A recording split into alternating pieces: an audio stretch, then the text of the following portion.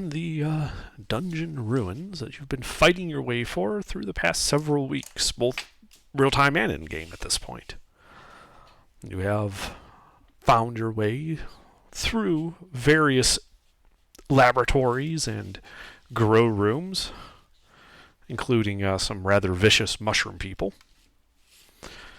But now you find yourself standing in a large stone room. The southern wall have been broken out, revealing a natural cavern beyond. Ancient ruined walls visible. Among them, these tall bush-like trunk structures sprouting out of the ground. On them, you can see what looks to be these embryonic sacs, and growing within them, you can see almost infantile versions of the various fey creatures you have fought both here and in Lushingworth. The area is lit with a dull, pale yellow that emanates from these glowing sacs. And you can see on the ground various thin trunk and roots and vines kind of winding their way through the earthen floor. The air is pretty humid and fairly warm in this section of the dungeon, which is unusual given its subterranean nature.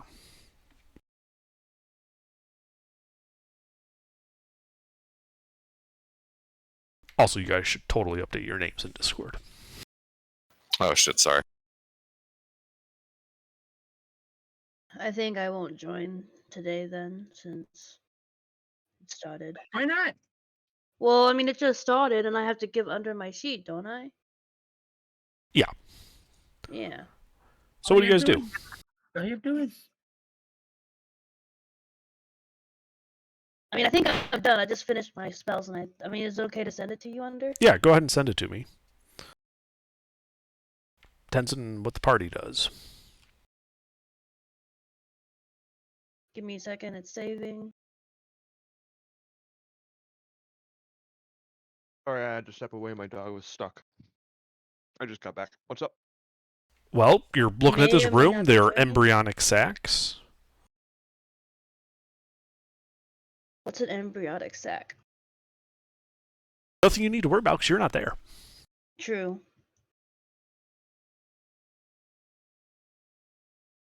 So yeah, the three of you are standing in that room. You see the pale yellow glow coming from that southern room. Advance onward to victory. Sadly, the thing is too powerful to send privately, so I'm sending it over D&D. CC, it's Too like a network thing. powerful. Discord won't allow things above a certain size. I know.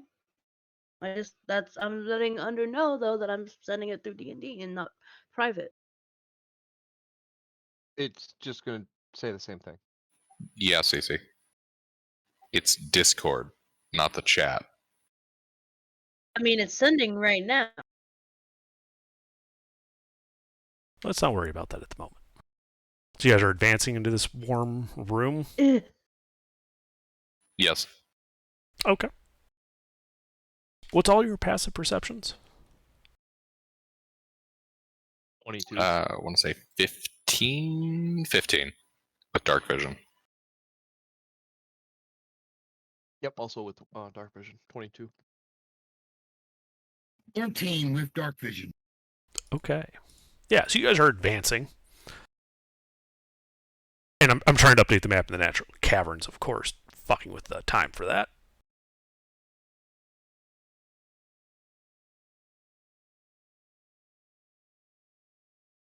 And, as you're approaching, you can see all these vines on the ground, these roots, all seem to be emanating, like, radially outward from a point deeper in. Ew. And as you're getting closer, in the pale light of the cave, you see what appears to be a dead-looking tree towards the back of the cavern. somewhat cast in shadow by the various ruins and trees between you and there. And you see what appears to be a humanoid figure silhouetted by the yellow light. Looks to be walking around that tree. Like a patrol pattern, or like they're doing activities and moving? Like they're doing some type of activity involving the tree. Okay. How far away? At this point, you guys are about 80 feet away from him in the tree.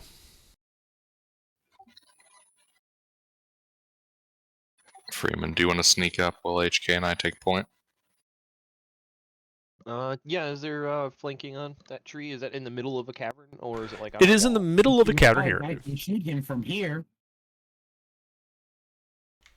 If you give me a Yes, sec. But we can't all engage at range. Well, then you sneak up, and when you get in position, give the signal, and I will open fire, and that way you can, do some sneaky shit. Okay, so we're coming from the north, so yeah, we could flank around. Yeah, and there are these ruined half walls and such around. All right, well, I'll give her a Believe sneak me, over I there. can make enough noise that they Sure. will definitely hear me. Sure, but if you're advancing alone, Freeman, go ahead and make your stealth check. Yeah, I'd like to go to the west side of the room. Okay. How close would you like to get?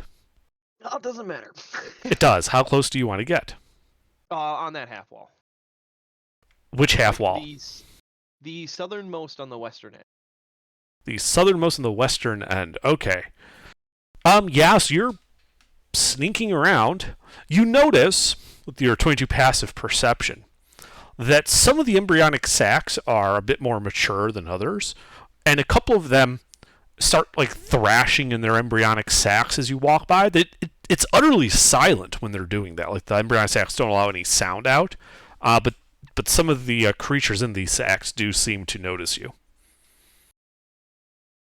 And you're eventually able to get to that half wall, and you still see. You can now see. It looks like he has a. Do you know what an incense sensor is? Yeah. Okay. Yeah, he's got one of those, and he's just walking around the tree, the smoke rising from that sensor. I mean, I immediately thought of Monty Python, but yes, I know what you're talking Mm-hmm. about. All right, and he doesn't seem to be particularly paying attention to my direction. He does not. All right. Well, you guys want me to throw an oil flask on the tree? Because we could have discussed this before I came over here. I mean, we Or should you be guys just wanna advancing. approach? We should advance, and then you hit it with the flask. That way, we're all, All right. So from my together. position, I can kind of, if I go to the, like the north side of that southernmost wall, I can kind of look up and see where they're at in their positions towards us or towards my. Yeah, if they were advancing Okay. behind you. So HK and Lucina, if you guys were advancing, where to, and were you trying to be stealthy? I would advance. So you see the ruined watchtower? Mm-hmm. I would want to be approaching from the lower end of that. The lower end meaning the southern end? Yeah, by the big opening. Like Sure. I'd You want to cross get into the that? roof tower Yeah. and over. So you want to get into that tower and like be at that southern edge there, Yeah. looking towards the tree. Yep. Also, Alright. there's 10 or 5 foot squares. I believe these are 5-foot squares. Good to know. And Mister, HK is going with Lucina. Yeah. HK will go with Lucina. Okay. And are you guys trying to be stealthy about this? I mean, No. Okay. You don't have to be. I'm I asking. was gonna wait. I thought we were waiting on him to signal us, and then we were gonna open fire from distance. You are. You have range. I don't. Oh well, then I'm gonna stay where I am. Then Okay. I'm gonna get cover from where I am and wait on the signal. Are you gonna have line of sight on this guy? Well, yeah, I'm gonna keep line of sight. Can I do that? Can I keep line of sight on Yeah. him, but like, hunker behind something? So you see though that section of half walls forming a left-handed T above the watchtower. Yeah. That's where you are. You're at that corner of that T. Well, I'll just crouch You're down 80 there. feet away from the tree and the guy. That's fine. I've got 120 feet of range. It really doesn't matter. Okay. I'm gonna start blasting. As soon as I get the signal, I'm blasting. I think me throwing a Molotov would be the signal. Then at this point. Is that what you're doing? Yeah. Aim for the tree. Okay. I'll hold my action to the signal, and then I'm gonna fire. Yeah, Yeah. we're probably gonna roll initiative, I'm guessing. Yeah, we are rolling initiative then at this point. Just for the sake of having it there.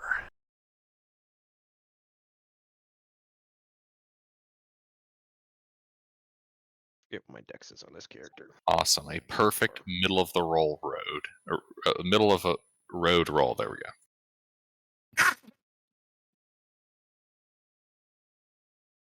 I will go last. Well, surprise round, so.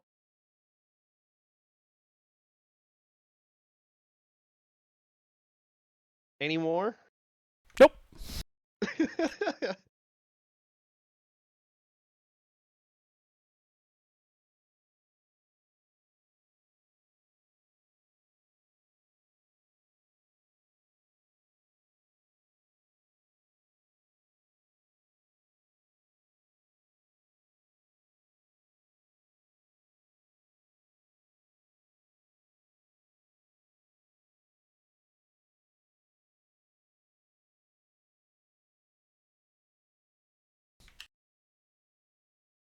All right.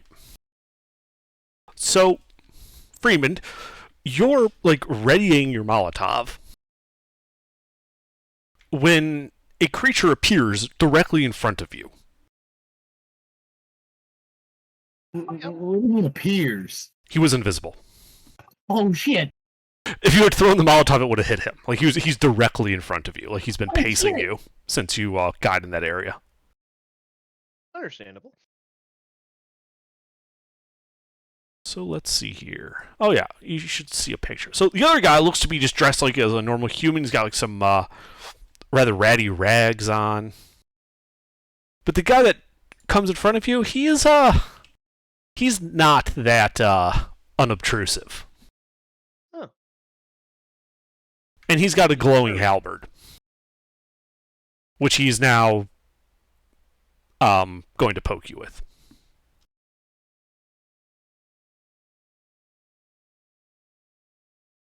Does a 21 hit you? It does.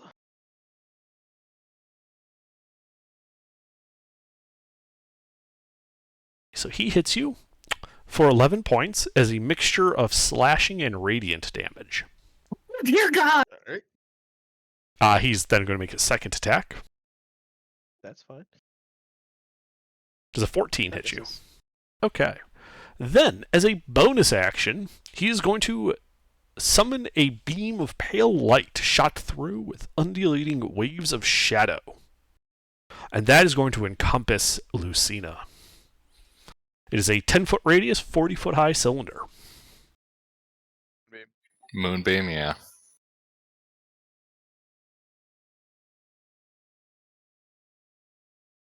And that is all he is going to do. Freeman?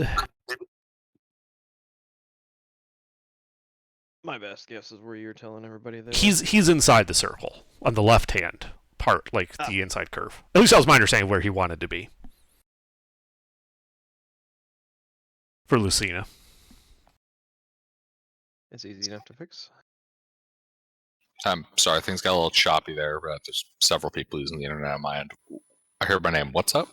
Around just you me. is a pale beam of light shot through with undulating waves of shadow. And then I was just updating the map on his position. Mm-hmm. All right. Well, Freeman, I had the arrow. it is your turn. Well, I mean, do I have the Molotov lit? Yes, you have it lit. It's in your hand. Like, just as you were about ready to throw this, he appeared and hacked at your face.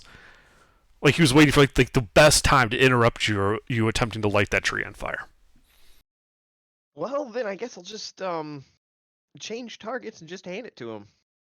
You'll hand it to him? Yeah, like, here, hold this.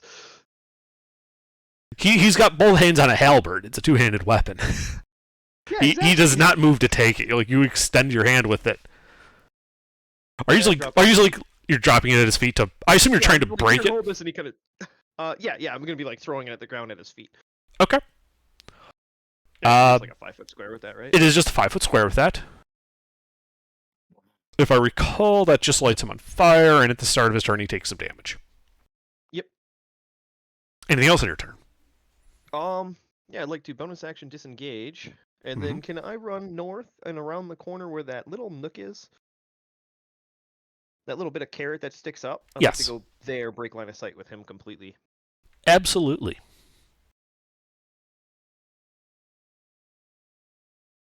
All right.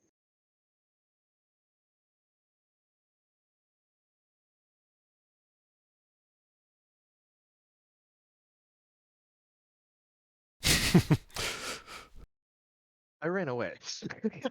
Yeah. All right, that's it for me. All right. DM2, guy at the tree. Going to stop swinging his incense censer. And he is going to cast a spell.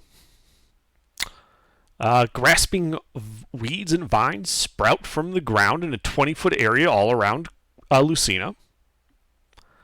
You need Lucina to make a strength saving throw. He wasn't caught by surprise? He was not. He was aware of what you guys were doing. He was pretending not to. Oh my god. Like, I yes. rolled a 9 on my stealth check. The A throw- commoner has a passive of 10. Or no, a passive of 9. I don't think 11 passes. Okay. The vines restrain you.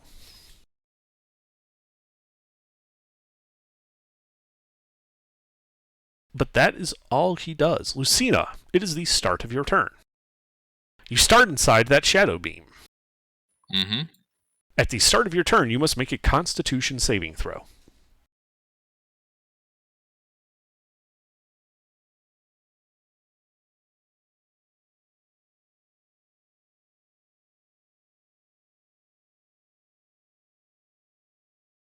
Okay, so you take half damage from this. You take 4 points of necrotic damage. Already? It is your turn. You are restrained. Mm-hmm. Well, that makes things slightly difficult. How far away is this guy from me?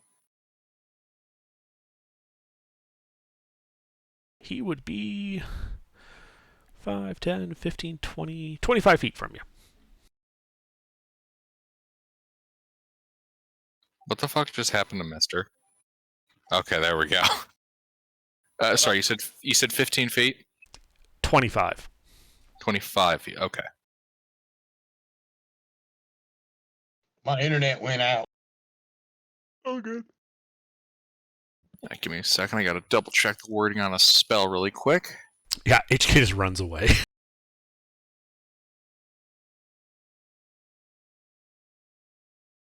No, I'm here. I'm just I have my character sheet open so I can still play.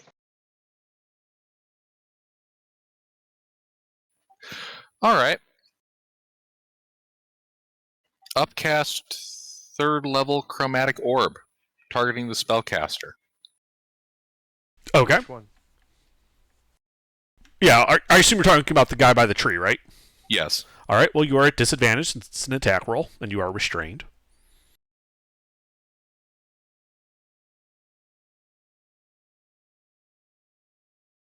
Wow, restrained. Mm-hmm. One second, I gotta scroll up to make sure I have this. I'm looking at this.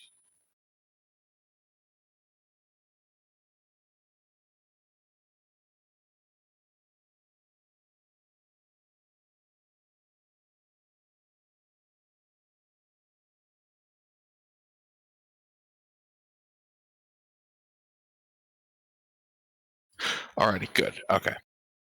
Yeah, here we go.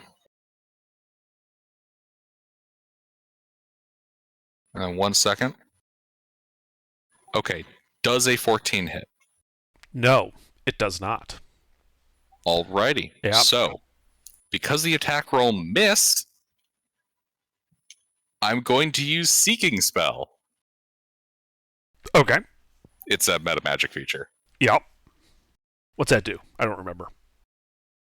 If I miss, I get to resources. re-roll the d20 and use the new roll. Okay. Do it.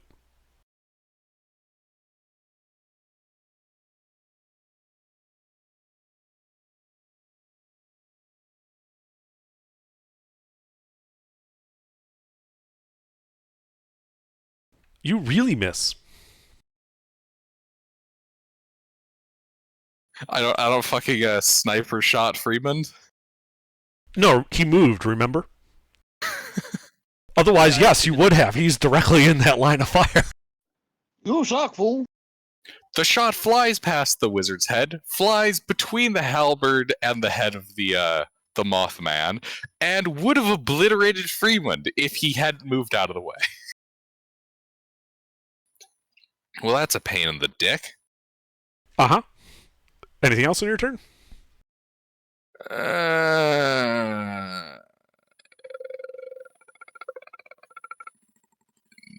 Nope. Okay. DM3. So between, like in that open courtyard area, you see 3 wood-like small creatures form out of the roots. Almost like they were unburying themselves.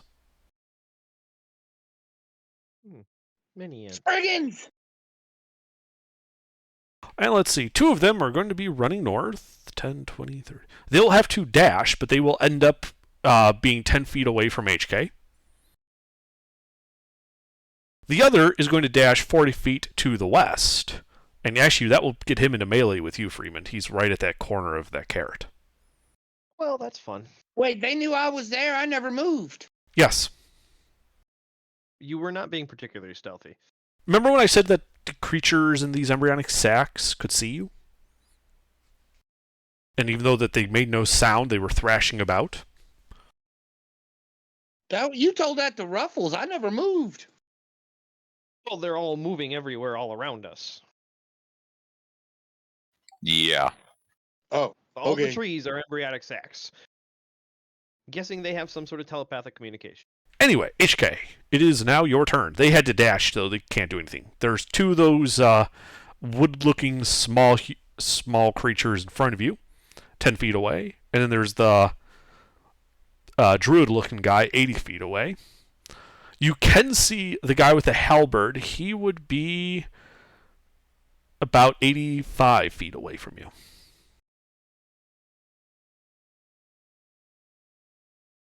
Damn, I could hit anybody. Except for the one that's in melee with Freeman. He's actually there's a stone wall between you and him. Just.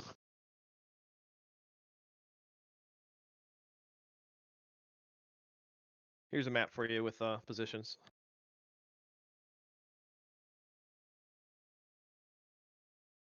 I like how you coded it with the blue guys being your enemies. Well, I'll send you a screenshot of something so you understand why. It's fine. I don't care. I just thought it was funny.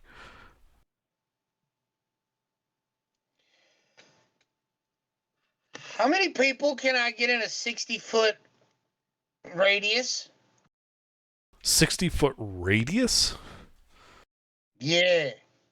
Radius? Yeah. If you put it like in the center of that courtyard, you could get everyone in the room, enemy and friendlies. So I could call down heaven from there and get everybody. Yes, it would hit every single person in the room. Do it. What are you doing? Calling down God. Yeah, like actually, what are you doing? Sunburst. I gave him a Davy Crockett and he's using it. Remember that spell book that he got? Mm-hmm. He I has have a Sunburst level on. 8 Sunburst. It does 12d6 radiant damage in a 60-foot radius. So I'm hoping I don't vaporize everyone, but Actually, I'm pretty sure that spell will, if any of us fail that save, will flat out obliterate party members. okay, well then I may not do that. 12d6? Nah, I can take it. Radiant? I don't know, man. That's a lot of damage. And then the blinded part. Yeah, I'm I blind. mean, it's 30. I mean, if the 36 creature average? that attacked you, though, he could be immune to radiant damage or resistant to radiant damage. So it won't kill him. Just because he dealt radiant damage doesn't mean he's going to be immune to it.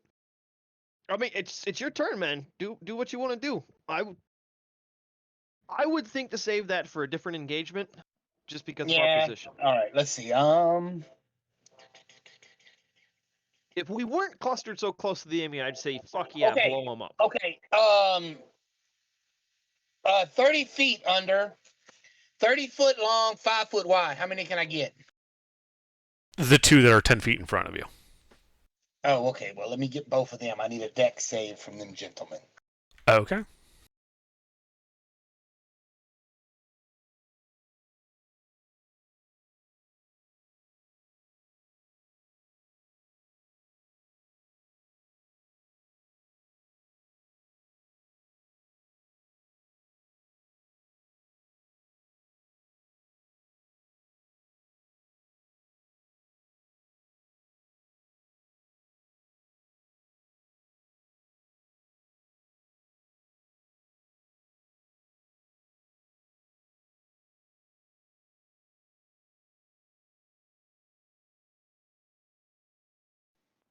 Okay. One of them passed and one of them failed. So one of them, they both take 4 points of damage, but one of them is coated in acid. And at the start of his turn, he has to take an action to clean himself. Okay. Or his buddy can take an It action. actually doesn't matter. They are both destroyed by that damage. Oh, okay, cool. Anything else in your And turn? then, as a bonus action, see, that wouldn't work. Well, let me look at the. Well, hang on.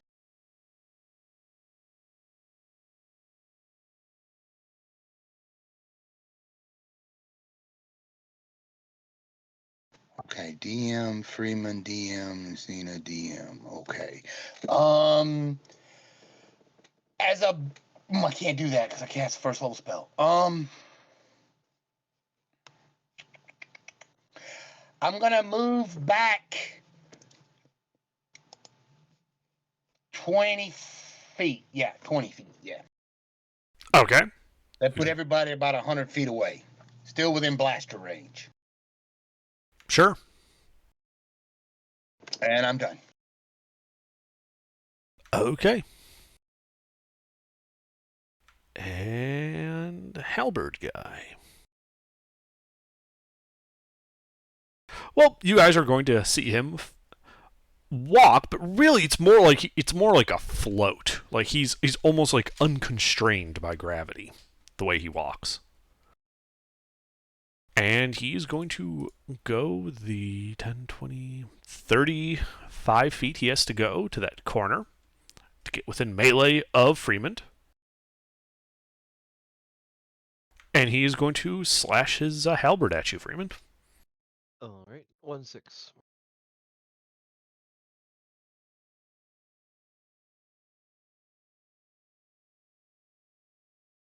Alright, so that first hit hits you for 17. Mixture of slashing and radiant. That one tickled a little. And then he's going to hit you again. Another hit.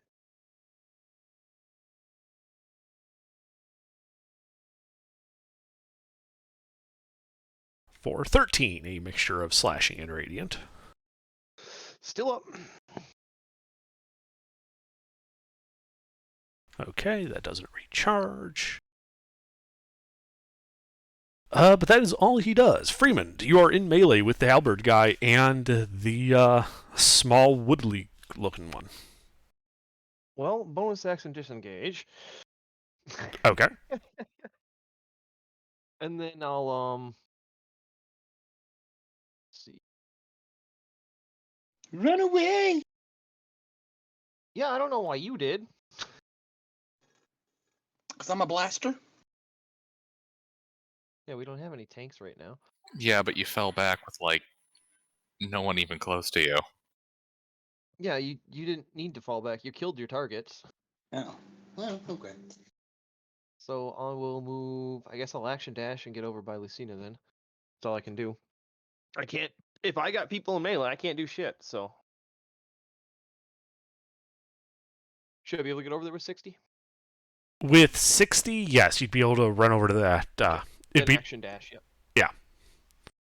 Where would that put me? 60 would put you at the guard tower thing that where Lucina is. But as you know, that area is with the entangle. Which part is it entangle? I should mark that. The 20 foot around Lucina. Okay. Then I will. Can I do anything about the entangle? Is there anything I can do to counter that, or not really? I Yeah, mean, you can shoot the spellcaster. If you can shoot the spellcaster. I'm trying to get out of freaking melee. I don't have much health left. The problem is in that 20 foot before you get there is difficult terrain. So you can get to the edge of that, which would put you like you see the section, the half wall coming out of the guard tower to the west. Yep. It would get you to the leftmost end of that, and that's where you would basically run out of movement just at the start of the difficult terrain with 60 feet of movement. Assuming Okay. you're not going to try to do anything weird with movement. No, I'll just bonus action disengage in 60 feet as far as I can get from the two that are engaging me. Mm-hmm. I can't really do shit in melee. I don't have a melee build. It's not. Mm-hmm.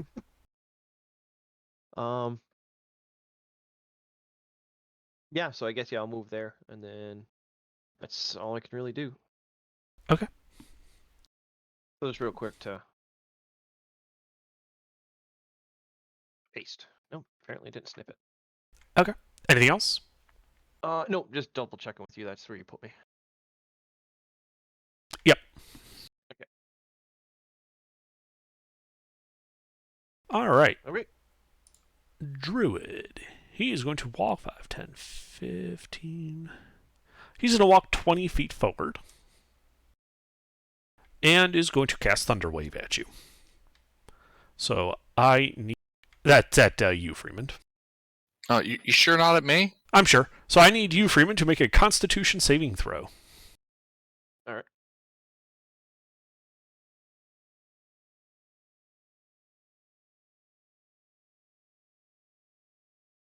All right. Well, you take half damage still, even though you passed. Yep.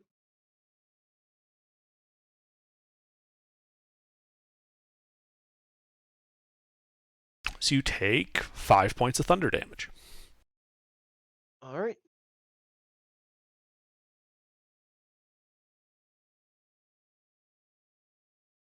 Not a big fan of being in single digits. Mm-hmm. He is then going to continue advancing off to the left. So you see that section of half wall to the left of that one I told you were at? Yep. He's at the right corner of that, and he basically drops prone behind there.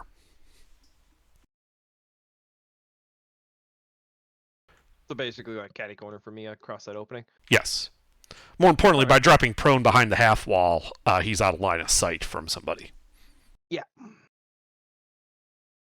All right, Lucina, you start your turn still in that beam. I need a con save. Oh, I forgot to put the entangle on there.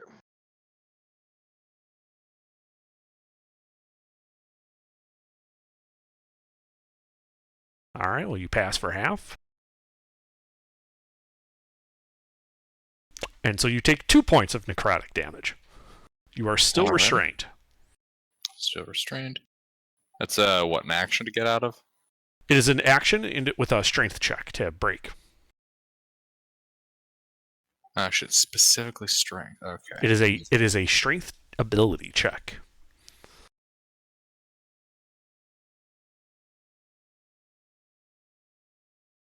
currently you have line of sight on the halberd guy and the twig guy that was over previous at that corner. Because of where he dropped down, you can't see the druid currently. Oh, Because you got that Okay. wall there that remember he brought prone. He's just out of your line of sight.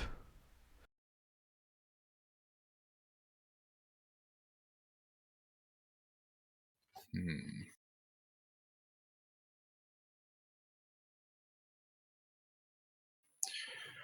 Alrighty.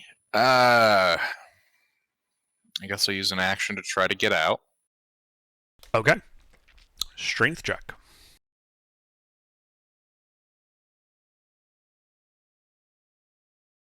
How many levels of exhaustion do you have?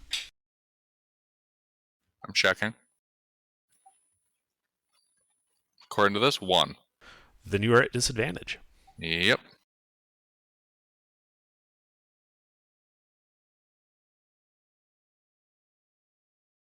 Actually, wait. How far away is that point he is from me? Sorry, from who? The druid cuck. How far away is he? He is 10, 25 feet from you still. But you don't currently have a direct line of sight to him. Right. Just you're positioning against the wall, his dropping prone. It just takes him out of your line of sight. Yep. I had to double check on the distance because depending on that, I might have had something. Okay. Yeah. I updated the Is that correct for 25 or 20-foot radius? It's actually a circle, because otherwise you would be in it. Oh, okay. All right. I can see that easy 14? enough. 14 on who? Oh, to break free. Sorry. Yeah. Yes. I thought that was entangled. You were talking about the druid before. Yes, you do manage to snap free of the entanglement. You are no longer restrained. Skedaddle skedoodle.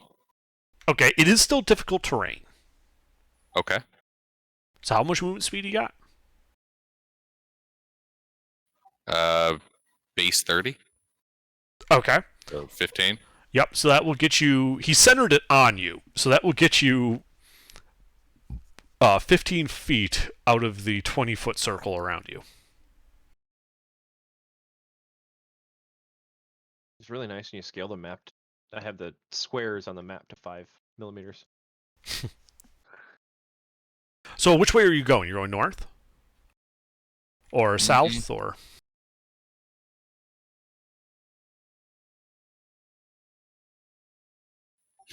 South. I'm basically going to go directly to the outer wall to the right. That's what I'm trying to get. The outer wall of the circular tower? Yeah.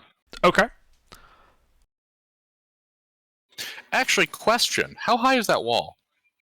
The wall that you're going to? Yeah. Or more accurately, is there a section of wall here I can just climb up out onto? That way I'm off the ground where these things are? Any of the walls would be sufficiently high for that. They're all between 2 and 5 feet high. Yeah, I'll just climb up part of the wall then. Okay. Yeah. Does that get me out of the grasping vines? It does. So you spend 10 feet of movement to get up out of the grasping vines. And then you would have 20 feet of movement, which would be able to get you out of the circle as long as you go north following the curve of the tower. Yee. All right. Yeah, you're able to do that.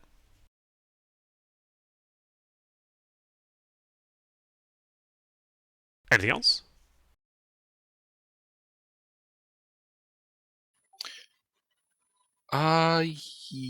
Yes. Yes, I still have the bonus action. I'm gonna slap a shield of faith on myself. Okay. You can absolutely do that. Instant snip.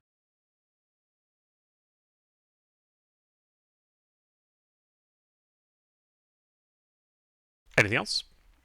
Nope. All right. Twig Guy. Twig Guy's on a turn and dash after you, Freeman. With a dash, he only moves 40 feet, so he's 20 feet away from you. He's along the north side of those half walls. HK. See Halberd guy? Nope, you cannot see Halberd guy. You can only see. I'm gonna move to where I can see Halberd guy and Okay.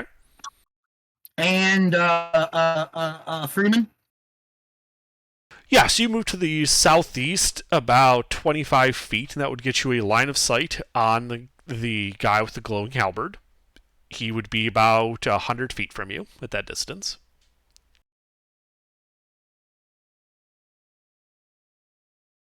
And I see Freeman as well. You can see Freeman as well, and the twig guy 20 feet from Freeman.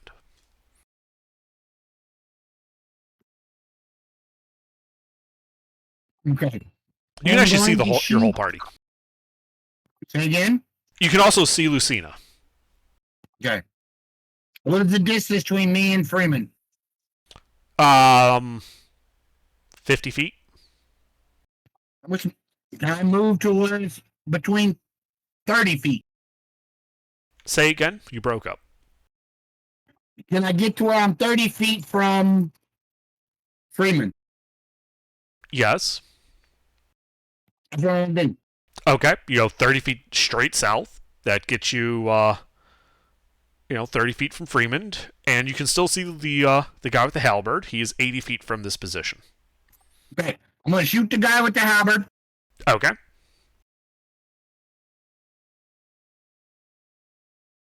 Roll to hit.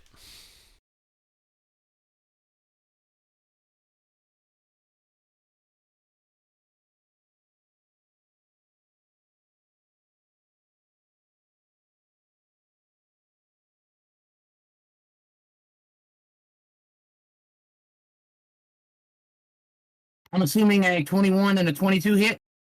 Oh, sorry, I didn't see X of the map. Yes, they both hit. 8 points of force damage. Then as a bonus action, I'm going to cast Sanctuary on Freeman. Okay. And done. He gets injured by that. Anything else? No, that's it. All right. The halberd guy is going to take exception to being shot. But first, at the start of his turn, he does that. Okay. So he is going to use his action to dash, and he's going to move 80 feet directly into melee with you, HK. So you run past me to do that? Yes, he would, actually. So you can make an attack of opportunity against him if you want. I'm trying to remember if I have any reactions. I think not really. I can do uncanny dodge. So yeah, no, I'll let him. Okay. I'll let him pass. I'd rather save my uncanny dodge in case I get hit. Uh-huh. Alright, so he can attack you, in which case he had to use his action to dash to you. But he does still have his bonus action, which he will use to move the position of that shadow beam back onto Lucina.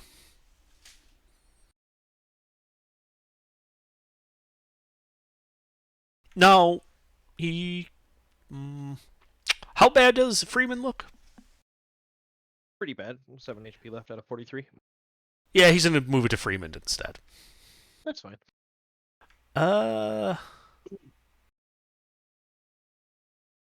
So I assume Lucina doesn't even look bloodied yet. Just pissed off. Yeah, just pissed off. Alright, but that is all for Halberd Guy. Freeman, you start your turn inside the beam, so I need you to make a Constitution saving throw. Alright.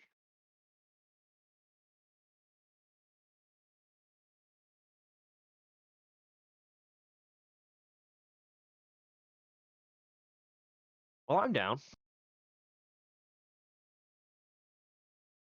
We'll see. 11 necrotic damage. Yep, you fall unconscious. It is still the start of your turn, so you can make a death save. I can make a death save? Yep. Okay. I mean, if you roll a 20, you're back up right away. Nope. I did not roll a 20. Alright, well, Man, I just got rid of my damn exhaustion. I know. Druid. slits his throat and gives up. Nah. Druid's going to stand up. Druid is then going to cast Entangle, putting the 20-foot square to catch Lucina and HK, but not the halberd guy. I just realized it is actually a square, not a circle. So I need HK and Lucina to make strength saving throws. 20-foot radius or 20-foot square? 20 by 20 square. I misread it the first Okay. time. Okay, yep, that's not a biggie to just update. Wait, question. Uh-huh. If it affects everything in the square, how was I able to get out of it the first time by getting up on a wall? It's on the ground. It's on a 20 by 20 square of the ground. And I'm up on a wall. I thought you were trying to get out of the entangle area. You were standing on top of that wall still? Yeah, I'm climbing up the wall. Oh, okay. I misunderstood that. I thought you were like going forward off the wall to get out of the area that the previous entangle was in. Oh, no, I'm climbing up the wall where the vines aren't and taking the Oh. high ground. Well, then in that case, it's just HK that needs to make the strength save. And he is not restrained. At which point he will then, because dropping prone is a free action, he drops prone. He's going to be, bunny, what is it called? Dolphin diving? Technically that's crouch snaking. Anyway. Lucina, it is your turn, standing on top of this wall. Alright, I have the high ground. How far away is the little shit bitch druid? He hasn't actually moved his position. 10, 20, really? 10, 20, 30 feet from you. You can see him. At the angle, does the prone do anything? I'm going to say the prone does not impose disadvantage, but he does have half cover. Swiggity swooty. Alrighty. Coming for that booty. Well then, let's see. I have a sorcery point steal.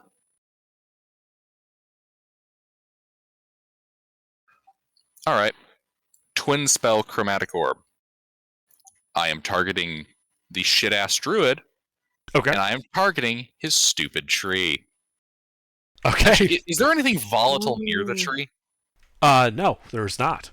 The Okay. tree also appears to just be dead. It does not have any embryonic sacs on it. I'm targeting a stupid tree. Okay. I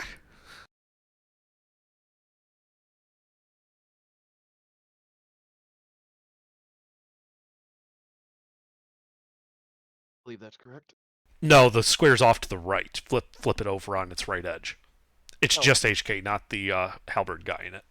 Gotcha. Alrighty, so what, do you want the first one to be the druid, the second one the tree? Your choice is call him up before you roll. Druid, tree. Okay. Fire.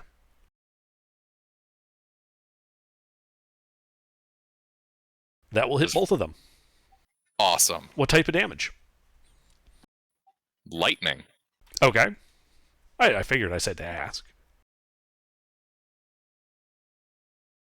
Also, 1 second, I gotta check something really quick.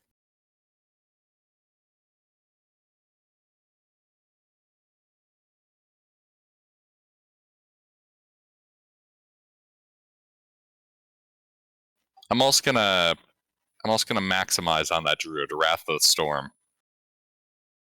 Okay. So the tree's gonna take 3d8. He just takes 24. Okay, he is badly bloodied by that. He also needs to make a Constitution save. And 13 points to the tree.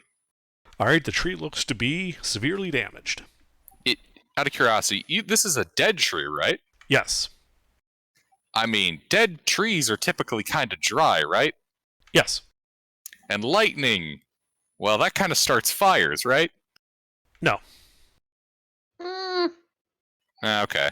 Lightning produces heat because of the resistance going into the ground. That's what causes the fire. Would that not ignite the dry kindling of the tree? It is surprisingly moist for a dead tree. Okay. Moist, yummy. I have now learned something about the tree. Yes, and those entangle vines go away. Alrighty, let's see here.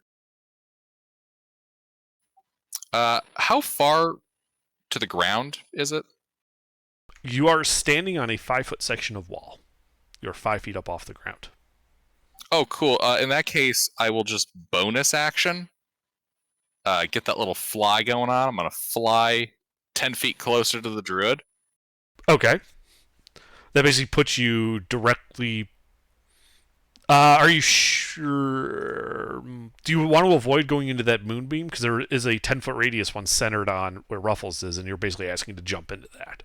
Oh, I'll fly around it. Okay, so you're going... That would put you... You see that... Oh, wait, no, it's a 10-foot radius. So you'd have to go basically due south to your original starting position. Or go north, away from the walls. It's your choice. Basically draw a 10-foot circle around where Ruffles' dot is. That's where you're telling me you don't want to go. Yeah, I'm basically going to fly around the perimeter of that. Right, so you're going straight... I'm asking, are you going south or are you going northwest? I'll go south. Okay. So you're basically at your original starting position. Yep, and then I'll just walk around to the druid. How much movement speed you got? 30. 5, 10, 15, 20, 20. Yeah, you could walk right up to him. All right, because I got my ass kicking stick. Uh-huh. Oh, Anything we else? should've put the moonbeam on the map, eh? Alrighty. Let's see. Action, bonus. Yeah, that's all the good. That's all the good shit. There we go. Okay.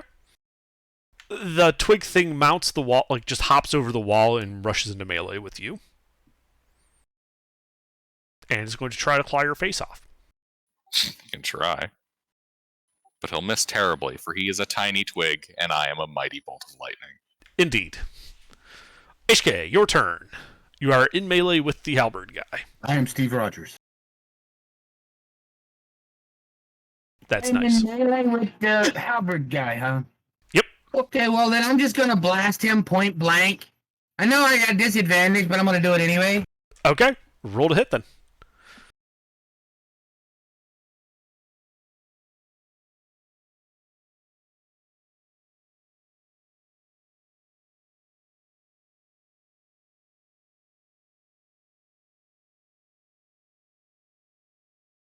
Disadvantage. I did How that many- wrong. I did that wrong. So it should be 19 and 12. Mm-hmm. So one hit. Hey, Under. Mhm. How many feet? Can you use multiple feats in a row?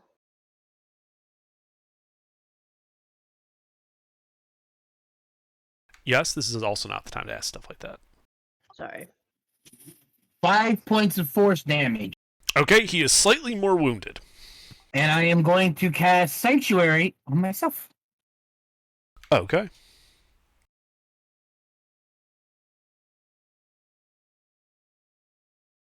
Halberd guy. Halberd guy. Well, let's see. Nope. Halberd guy has had enough of your shit, HK. He's going to try to smack you. What the? Schmack. He's a big dumb bitch and can't hit shit. First. Yep, first 2 wisdom saves. What's the DC? 15. So he gets to make 2 attacks against you. Yeah. 17 hits you? The 17 will not. Okay, but then he crits you. Oof. Dealing 19 points, a mixture of slashing and radiant damage. Okay. In response, he takes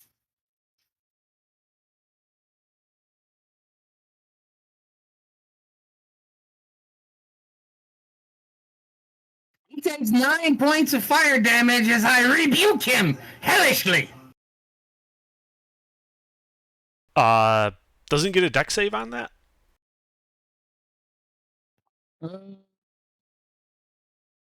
Yep, you're right. He does. My fault. No worries, he flubbed it, so he takes Anyway, 9 fire he damage. takes fire damage. Alright, yeah, you burn him. He's hurt. Anything else?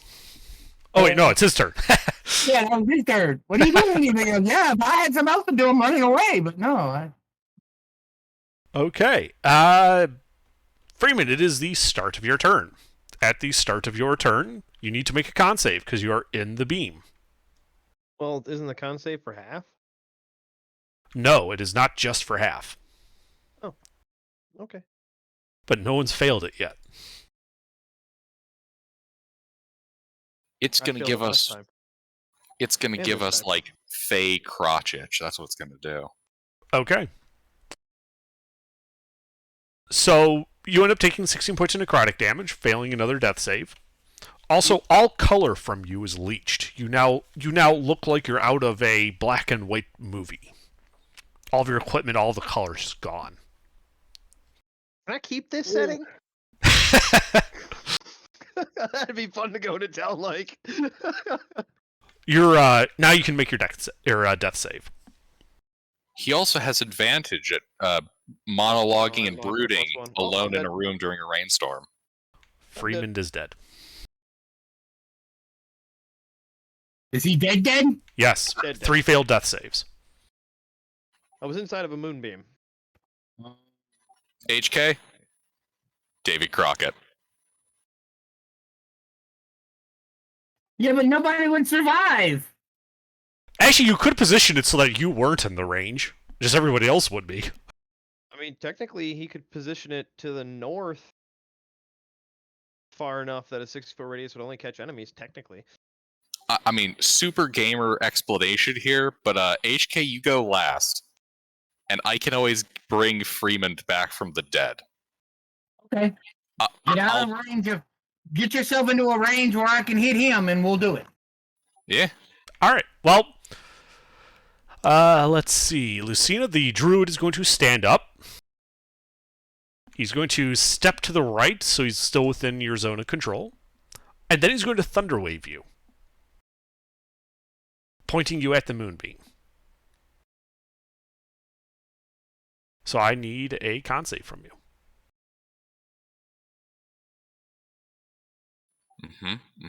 One quick second here. I gotta look at something really quick. I hope it works the way I'm thinking. He also did upcast it. Ooh, nice.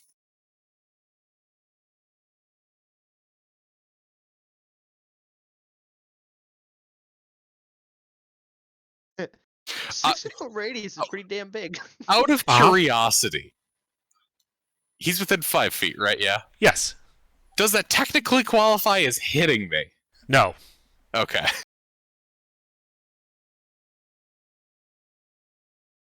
Constitution save, all right. Constitution save.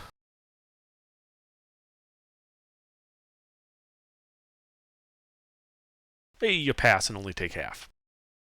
I am not amused. So you take 5 more thunder damage. At this point, he is going to turn and run to the west. This will provoke an attack of opportunity from you. Reaction. Sorry, I meant south, not west. He's running towards the tree. I It's use got- the power of bonk. Okay. Roll to hit. Bonk.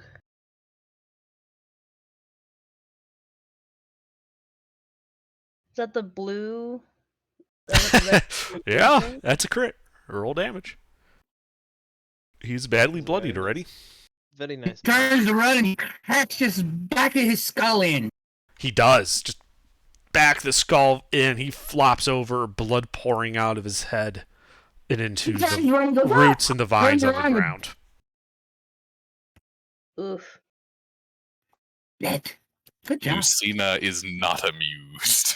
It is also now Lucina's turn, since his turn has ended with his death.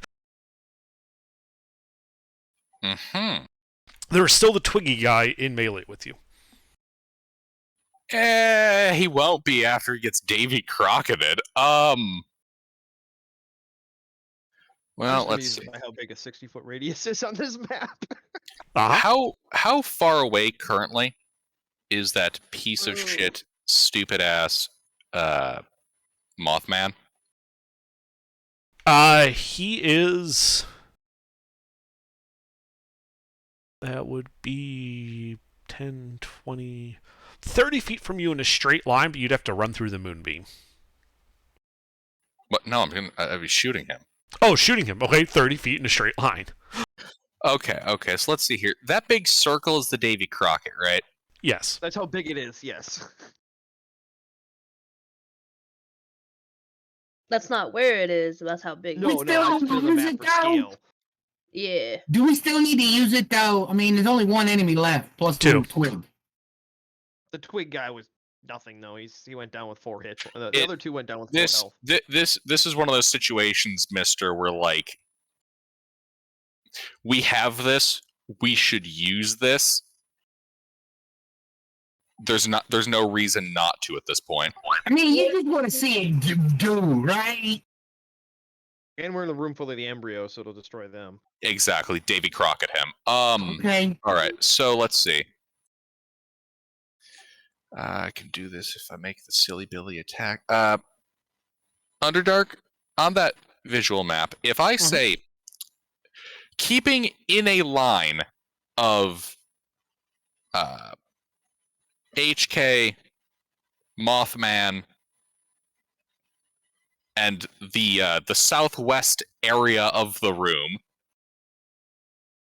Uh-huh. Just a wee little question here. How far would getting 40 feet put me away from HK? If you were to go straight east, is what you're asking? No, like southwest. Diagonally. I'm trying to like optimize the line away from the. You Davy would be Crockett. you would be 70 feet from HK then. You're 30 feet now. If you're going directly away from him, you'd be 70 feet.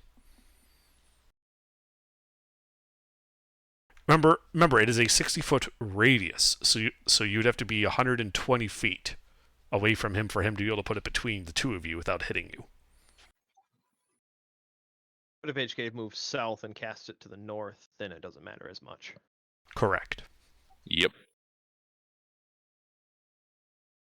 He can also center it on himself if he wanted to mad lad that Davy Crockett. Alrighty. Yeah, so I will. Okay, yes, I If you can do this wanted to before answer or that after. question, that's 40 feet diagonally away from HK. It's uploading. That's 40 feet diagonal. Yep, excellent. Okay. Then Entangle's not there anymore. Yep. Oh, yeah, All right. he's So, dead. what I will do is, as I shall be casting a spell of first level or higher, I will use my bonus action to fly towards that point, preventing attacks of opportunity by the shitty little twig man. And I shall bust a cap in that Mothman's ass. Okay, Chromatic orb. Upcast. 2nd level. absolutely. Roll to hit.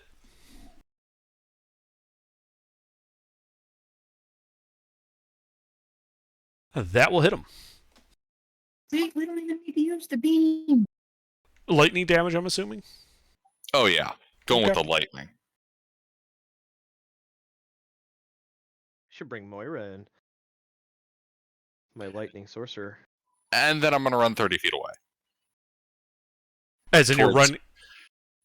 Towards that point, so that I can try to get far away from where the Davy Crockett should be going off. So you're going into that little tooth-shaped alcove. Yeah, headed over there. Okay. Like immediately to your southwest. Yeah. Okay. Absolutely, you can run in there. HK Davy Crockett 'em! I mean, okay. The twig guy is going to dash 40 feet after you. He is still, I think, like 30 feet away from you, Lucina. HK, it is your turn. Okay, I want to drop this on everything but allies. The enemies are in a line. All The- those little squiggly things, all Okay. of that, them things, all of them. Yeah. Okay. The enemies are in a line between you and Lucina right now. If you cannot drop it and hit those two guys between you without hitting one of the two of you. This is your most optimal, but you'll have to have to risk taking an attack of opportunity for you moving.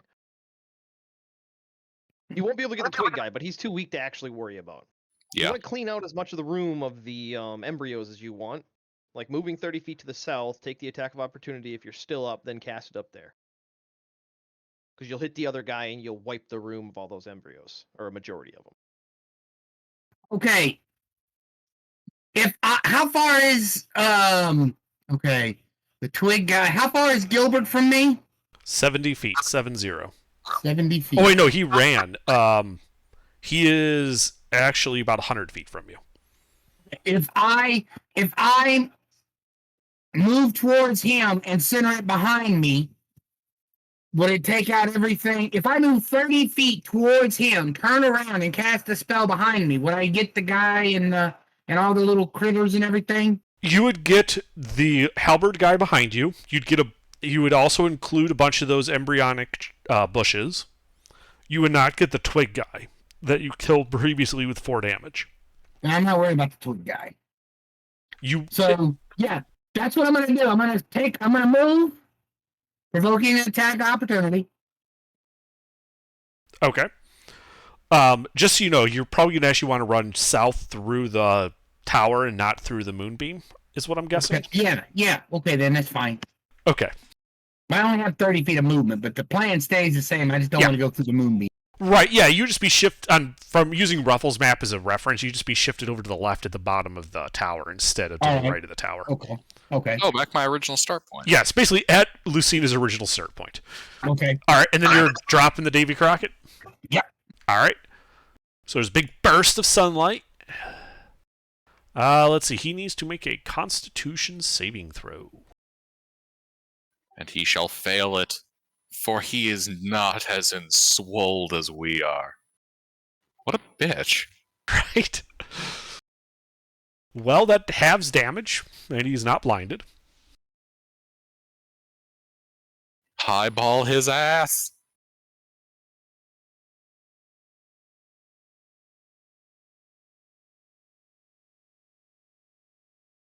Nice high roll. So let's see, that'll be 23 radiant damage to him. And this moves down. HK moves over there, fires his little thing off his shoulder, and then the satellite beam goes off. Yeah, there's just a big bright flash. As the flash clears, the halberd guy is still standing. He's now bloodied. Bit past bloodied, actually. Oh, not happy neither. Yeah, no, not with you, not at all. All of the embryonic trees in the area, in fact, the very ground he is standing on, looks to shimmer and shine as if vitrified into glass. Yeah, gave it a little stick shine. That's nice.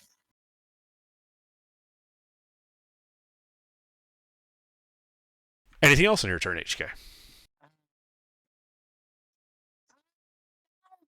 I think a satellite beam is pretty good. I think I'm done. Okay. His turn. Not happy. Oh, good, it recharged. He's not happy, but that's okay. It'll be all right. Yeah, no, he is not happy. So he is going to... you hear the crinkling and cracking of glass as he walks the 30 feet up to you, HK. And he's going to smack you with his halberd a couple of times. Okay. Smack, smack.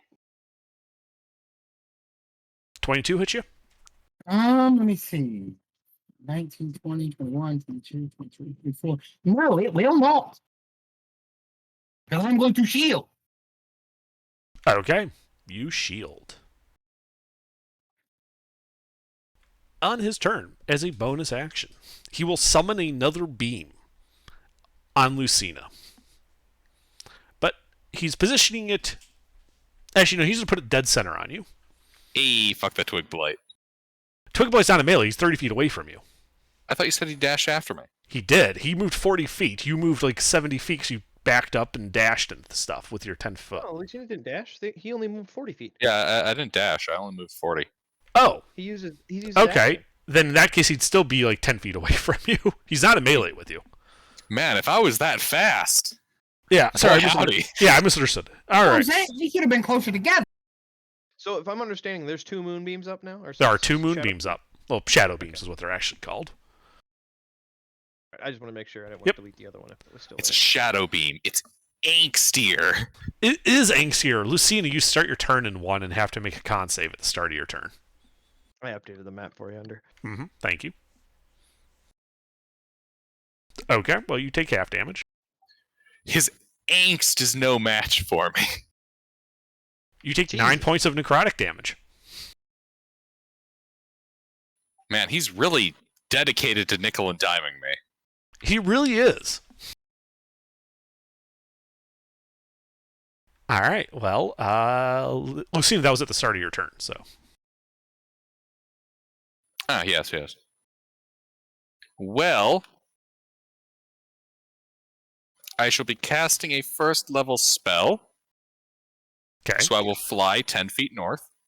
Okay. Let's put you just outside of the moonbeam. This also puts me out of melee with the twig, right? You were not in melee with the twig. He was 10 feet away from you to your northeast. You are, in fact, technically Good. closer to him. He's now 7 feet away from you. Okay. Yeah, chromatic orb, upcast, zippity zap. That moth is going to end up, like any moth that touches a light bulb. Okay. Well, because he does have a wall Zapped. between you and him, he does get half cover. So go ahead and roll a hit. Oh shit, that's right. He's the blue one. Yeah. Can I go east? Instead You of would still north, have I'd like half. to go You would still have half cover from that position. still, it's a better position. Okay. overall. Yeah, you can go east. Yeah, I'll go east. Closer to the tree. All right. Well, roll a hit. I hate how you added that part. Making me doubt the tree. Down to the tree. Your orb hits the wall and does not hit him. That is, in fact, kind of poopy. Oh well. Anything else? Nay. All right. The Actually, wait. okay. I forgot I had movement speed. Uh-huh.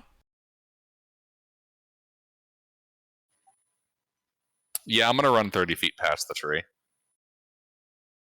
Okay. I believe that would end up putting you 10 feet to the east of the tree. Sounds about right. Sorry. You made a comment about the tree, and I live to test my luck.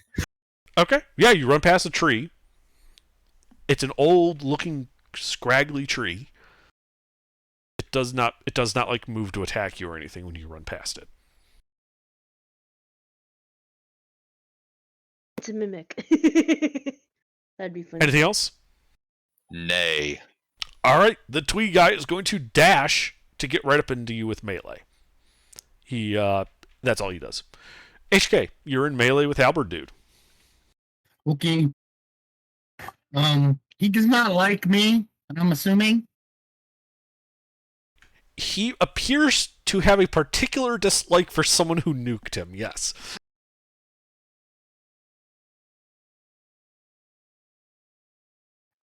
Okay. Finish him.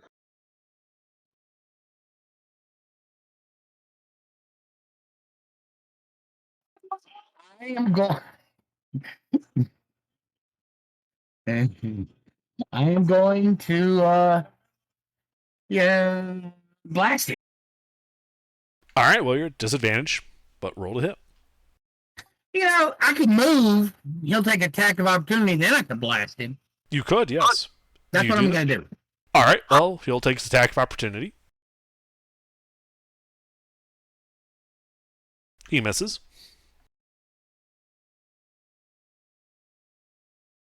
And so do you. Nice. Yay. Anything else? No. I believe I don't have anything else I can do. Okay. No.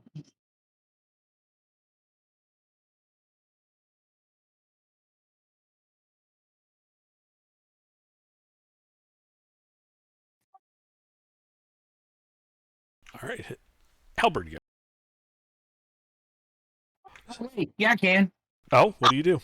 I'm gonna Misty step towards 30 feet towards Gilbert or Lucina. Sure. Yeah, you can get right next to Lucina. Cool. Okay.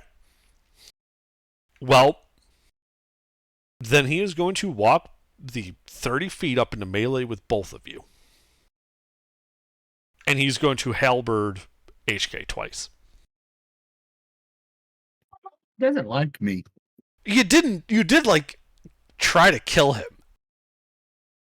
He He killed my started it. friend. He started it. Yeah. you One said it. hit. One hit. All right. He hits you for a total of 15 slashing and radiant damage. Oh, okay. Not looking good, but I'm still up. Must be Lucina. nice. I called down the thunder and he Alright. said no. Alrighty. Doot. Called down the thunder and he was Oh, I like, forgot to nah, make I'm the a tree guy. pass. Bonus action. Fly. Into the tree. It's 10 feet away He from really wants you to touch you. He really wants you to touch it.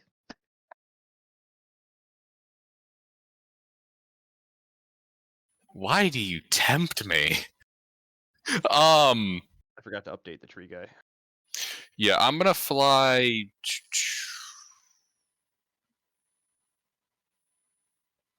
So I don't know what.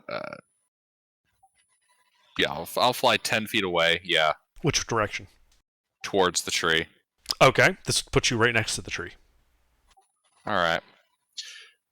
Chromatic orb, second level, lightning, pew pew, hitting the big stupid Mothman. Roll to hit. Damage? I already spent that in order to smite the druid. Oh, yeah. Man, if only I could. If I could do that Okay. every time. Yeah, upcast every time you use lightning damage. What do you? Yeah, that's what I do all the time. No, every time though. Every single time. Max damage. Oh, that'd be disgusting. Underdark would kill me. Here we go. Die, Mothman. You hit him.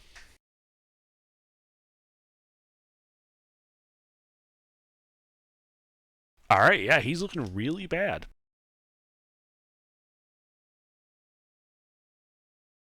Anything else?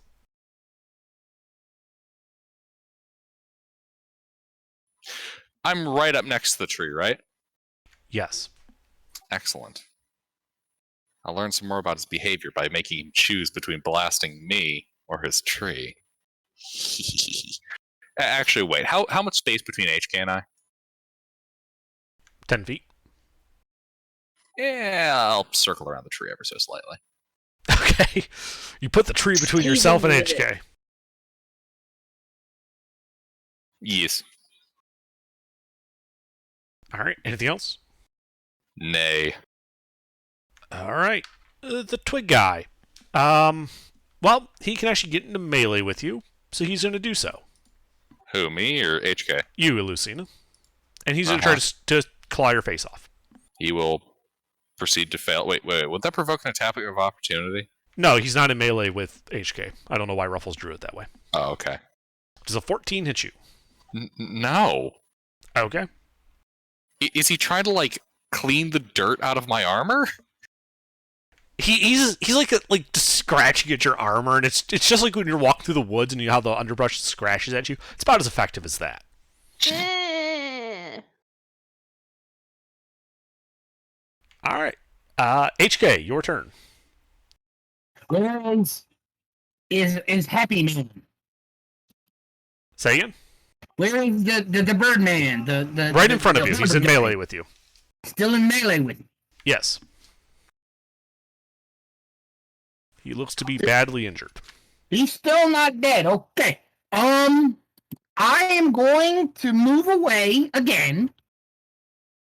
Okay. Well, he will take his attack of opportunity again. Wait, stop, wait, pause. Uh-huh. On second thought, fuck. I'm gonna die. I wanna die. I don't want to die. Live big or go home. I don't have anything to live big with. If I go to move and he hits, I'm dead. Then don't move. Or But I have nothing take to a attack chance. him with if I don't move. All right. Action, disengage, move, bonus action, Misty Step. that'll get you out of there. Yeah. I mean, I Only should be spell able slots to. left. That hustle. Misty Step was at will. I don't have any spell slots left. Oh, that's not a spell slot one? Oh, okay. Well, you can still action disengage and get 30 feet, but he'll still probably move into melee with you every time. Maybe you could spit on him in his eyes and blind. Mister, We tried that with a nuke. It didn't work. your life is in your own hands. Just be aware that, like, if he puts you down, I'm a cleric. I can just pick you up. Oh, that's right. Yeah, you're right. Think I'm going to oh.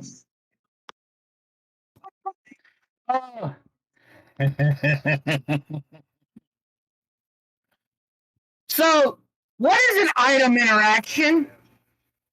It's an item interaction. Okay. Like, could I grab something out of my pouch, like a potion, and use it? So grabbing the potion is an item interaction. Drinking a potion is an action. Nice. No, I'm not talking about drinking it. Oh, the potion of like air. I mean, throwing it is an action as well. So you could use an item action to grab it, and then an action to throw it somewhere. Okay. I'm pulling out a vial. You remember? You're breaking up, HK. Do you remember the Holy all the acid gas we had when He's pulling out the holy hand grenade. yeah, you remember all that acid, that gaseous acid that we got, and The Freeman yellow went mushroom out, spores. Yes. got me a vial of it. Yeah, I'm gonna hit him in the. I'm gonna throw that at him. Try to Okay. throw the vial at him. All right, yeah, you throw the vial at him, which cracks open. The acid splashing around, if I recall. What is that gas? It's that gas. Remember that? It's the mushroom spores, the yellow powder. The yellow powder, so it detonates. Yeah, Yes, the holy hand. that one, the one that detonated. Yes. Okay, so yes, it explodes, and both you and him need to make dex saves. Because it is an AoE. I was hoping we could study that and replicate that. But Double nuke.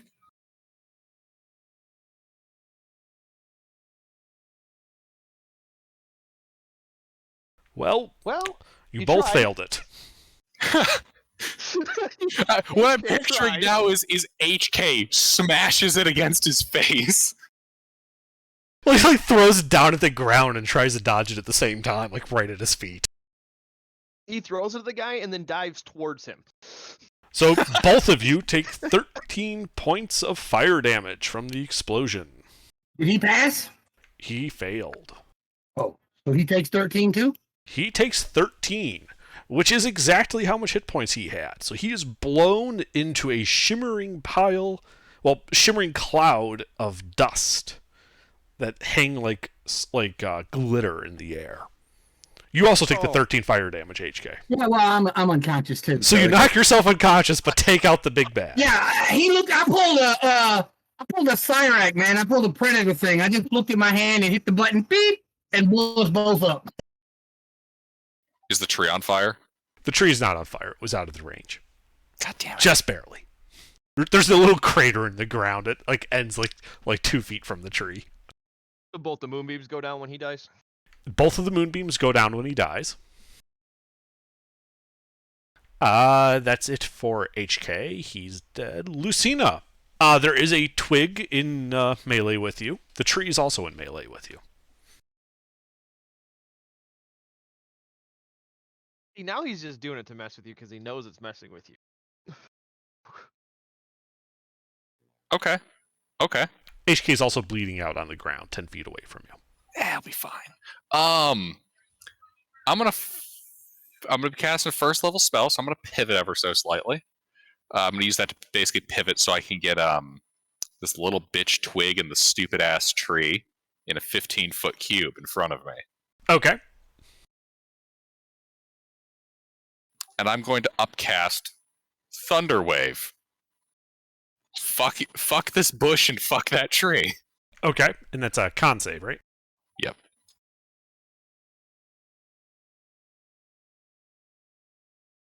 If he makes 2 rolls, I'm going to be slightly concerned. The tree passes, Tree passes. so it's not pushed 10 feet away. Indeed, it would not be pushed 10 feet away. Uproots the tree.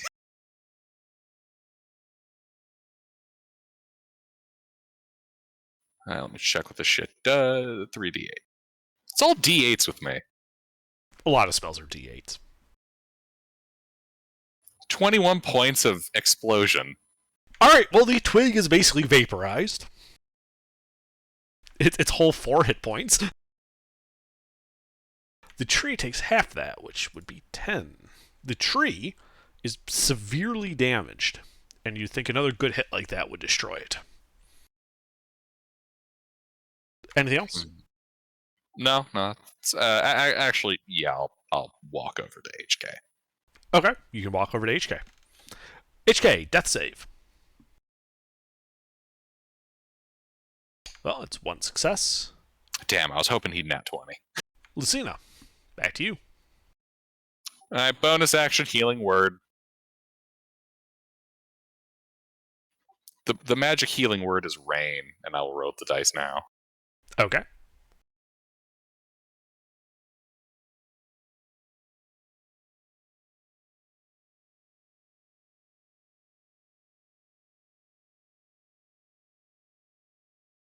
Alright, HK, you're up with 4 hit points and a level of exhaustion. At this point, you guys are effectively out of initiative. I ain't done with that tree. Well, let's see. Then fine, we'll sit in it. HK, do you want to do anything on your turn? Shoot the tree. Alright, yeah, you can stand up and shoot the tree. Roll to hit.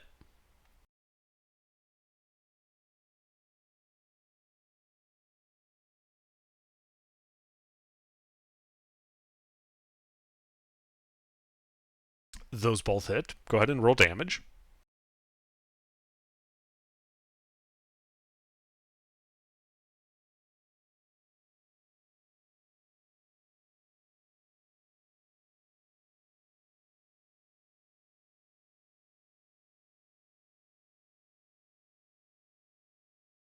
Alright, so you blast the tree twice.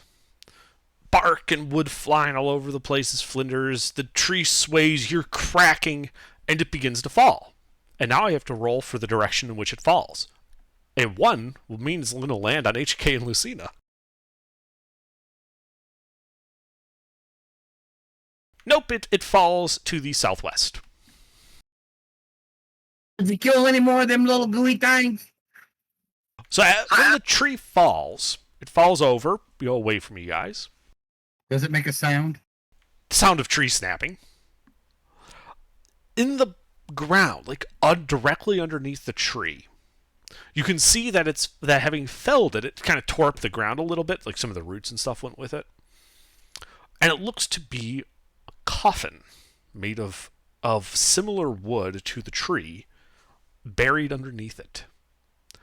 At the same time, you hear the sound of like wet splats, similar to water balloons bursting, as the yellow light slowly begins to fade in this room, and you notice that those embryonic sacs have all burst, their contents sloughing off onto the ground as misshapen masses of meat. I'm going to put the electric light on my war mace. Mm-hmm. Yeah, you put the electrical light on. A fetid smell begins to slightly overtake you guys in the room.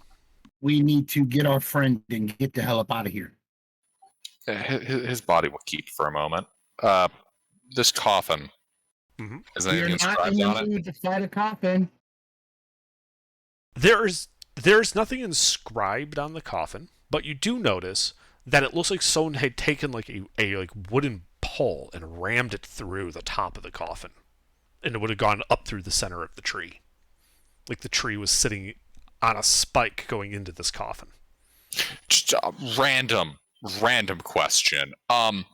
Is this spike in a location that, assuming this were a humanoid, might just happen to perhaps be their heart? Make a medicine Approx- check.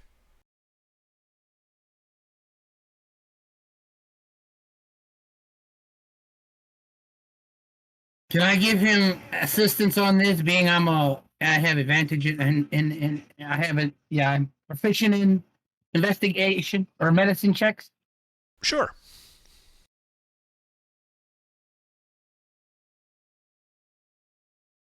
Yes, it does look to be about that area where it would be going through the heart of the person in the coffin. So again, we've released the big bad into the universe. Can Uh, we please go? Yeah. We haven't released the big bad. The stake is still in there, right? Yeah. All right. So I'm not gonna place a bet that this is a vampire because this is probably a vampire. Yep. Alrighty, Likely a fey vampire. man. Oh my God! Fuck that. Okay, yeah. We'll take a little bit of a snooze and we'll come back for this shit. Wait, the shaft that goes through the stake is wood. The spike. Yes, All it is right, wood. yep. Oh, okay. Well, I need to use the bathroom. I have been holding it all combat. I will be back in a moment.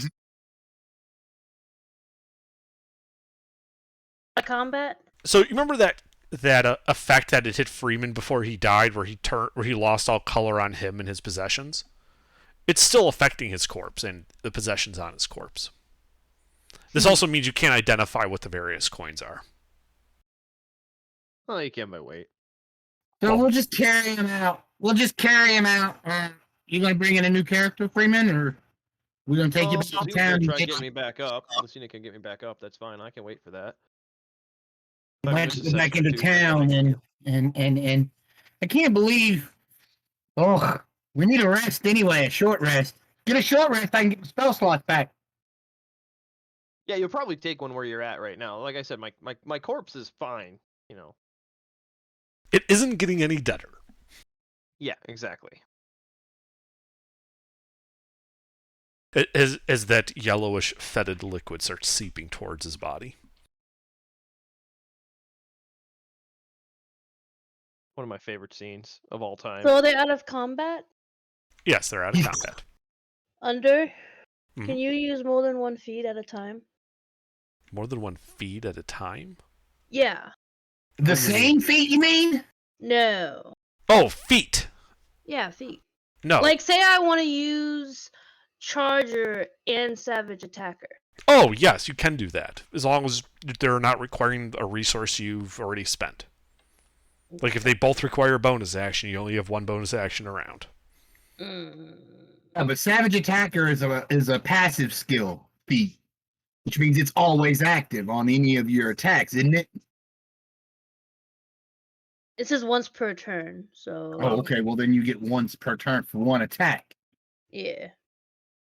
Yeah, If it doesn't Second, specify it happens on an action, like if 2 feet say during an action or something like that, then you couldn't use them both at the same time. But if it just says once per turn or once per attack, then I think it would be able to stack. It's word dependent. It would have to be the specific feats. We'd have to know what you want to combine. second question. I'm back. How many spells can you use? Depends on your class and level and things. Druid It's a very level 5. specific question. Oh, well, like, can I It use tells like? you how many spells you have. Well, it just says 4 dots underneath the first level, and then 3 dots under second level, and I don't know what that means. Yeah, that's just the number of castings of each one that you have. You're casting a spell usually costs an action, and casting a level spell means you can't cast another leveled spell. Those are your spell slots. That's how many of that level you have available. So I can't use entangled and healing word at the same time. Correct. Correct. Damn it. Okay. Just curious. Okay, thank you. So, how's Freeman's body look? It's, as I was describing after you walked away, it is still monochromatic. It is just shades of gray, Alrighty. along with all his possessions. Shades of gray. Alrighty then. Well, we will start the ritual of restoring him to life. Which ritual is that?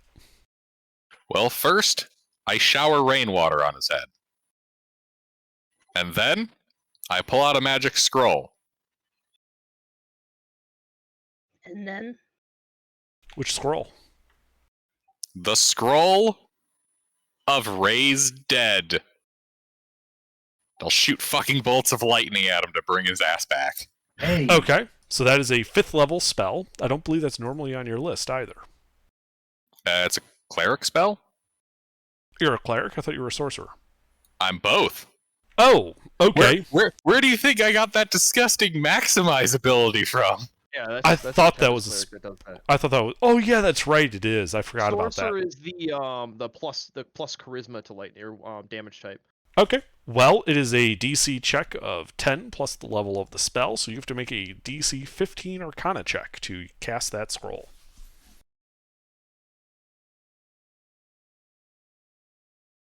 A question. Mm-hmm. Actually, wait 1 second. Because I don't think you can cast level 5 spells at your current level, correct? Correct. Okay.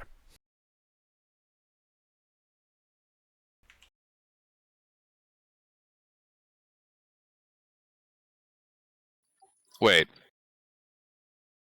Does it cost us anything to wait? Don't think it does. He's Well, dead now. you have 10 days before that scroll won't work on his body. then you have that gas. Yeah. You know what? Bring him back Lucian's to just gonna take his now soaked body. Yeah, let's take it with. I'll do this when I'm a little more composed. I'd recommend a short rest at your current location, or at least get out of the goo and then take a short rest. I mean, HK we spell could. slots. He's a warlock. Actually, Under, is it possible to assist with the casting of a scroll? No, it is not. All right. In that case, guys, I would propose a long rest. That way I can acquire the cunning of a fox. That's a good idea. Yeah. Let's just go back to camp then, I'd say. Yep. So you're going back to camp? Do I understand that right, or what? Oh, yeah. Can I loot this guy's halberd? The halberd was also turned to dust with him. Loot the dust. Damn. Yeah, fuck it. Loot the dust. I'll loot Okay. the dust. Yeah, I'll scoop up some of the little shiny dust. I want to get some shavings of everything. Yeah, you scoop some of the glitter into a vial. I want to get a piece of the tree. Sure. Pocket glitter. I want to get a let me see, I gotta take this potion off. I'd say I should have if you check my corpse, I should have an empty coin pouch. You could fill with the dust. Actually, yeah. Do you just want to post that in case there's something useful we might need? I mean, I'm a utility rogue. I have all kinds of useful shit in my inventory.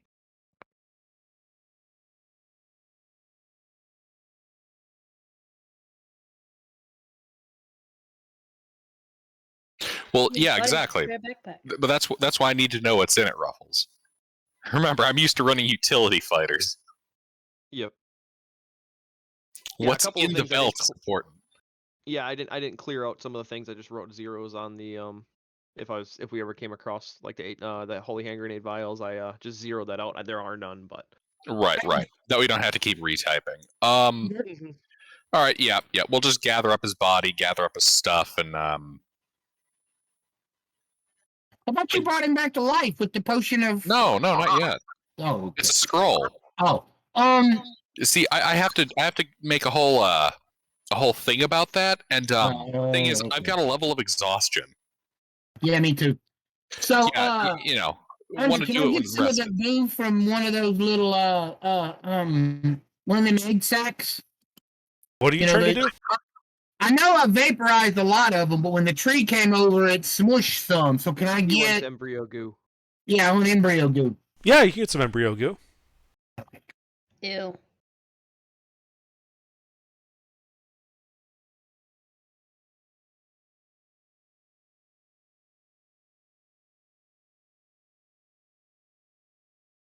And all these are in separate specimen containers. And then I'm no. I should have 2 empty flasks. I forgot to update that when I was using the 5 oil flasks that I had. I was just looking over my sheet. I was like, oh yeah, that's right. I had 5 of them.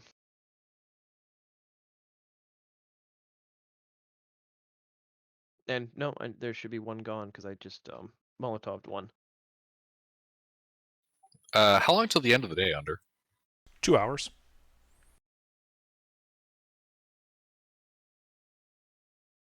Do we want to take the rest down here or and In then the check gas? out?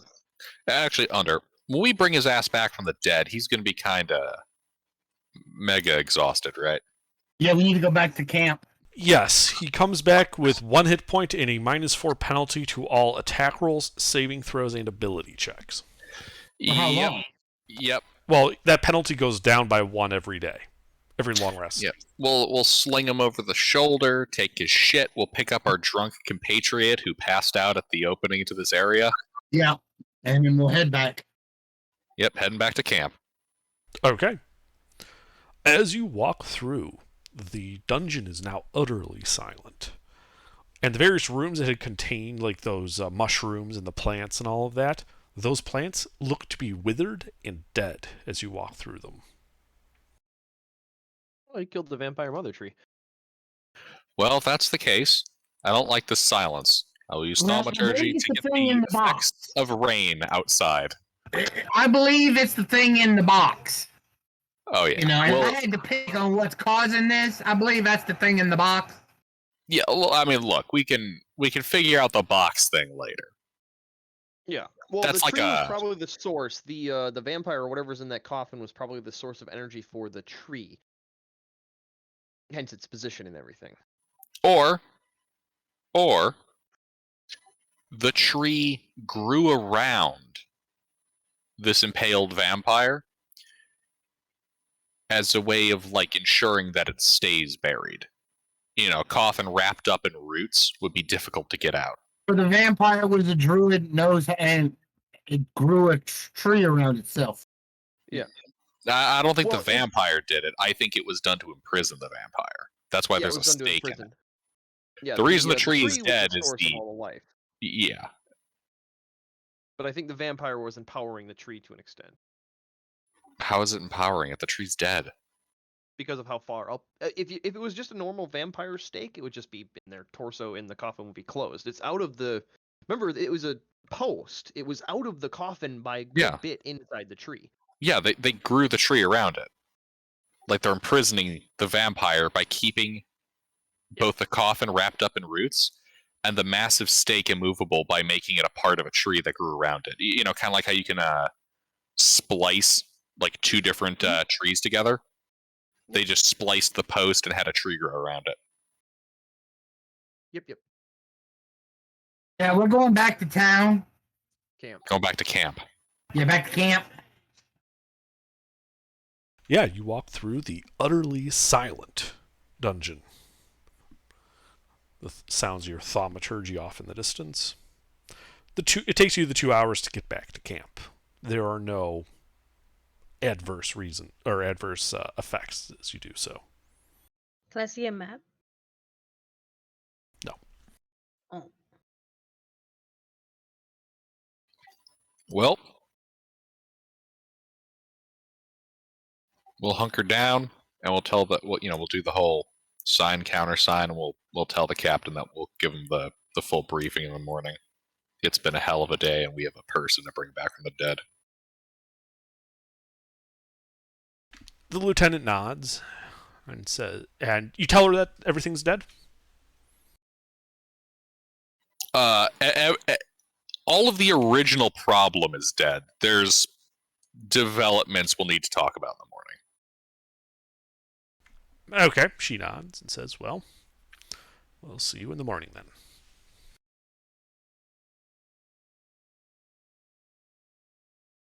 They signed correctly? Yes, they signed. They countersigned correctly. I was just checking. And you guys are going right for that long rest? Mm-hmm. You gonna bring Raffles back first, right? No. No, he needs a long rest to be able to have a best chance of using the spell scroll. Mister, I have a level of exhaustion. That means I'm making the check a disadvantage. All right.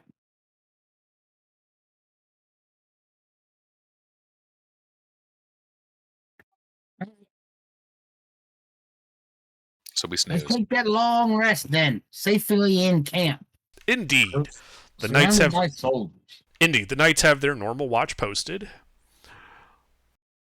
As you guys go to sleep, you hear the distant peals of thunder, as it looks like a storm front is moving through the area. Oh, this is a good sign. You guys have a tent, right? I'm assuming the knights brought one. Well, they brought them for them. Well, Yes, probably we have tents that we've been using. Okay, good. I thought you guys actually had tents, that's why I was asking.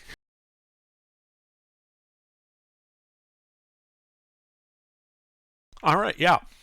So you go to sleep. The sound of rain pattering on your tents.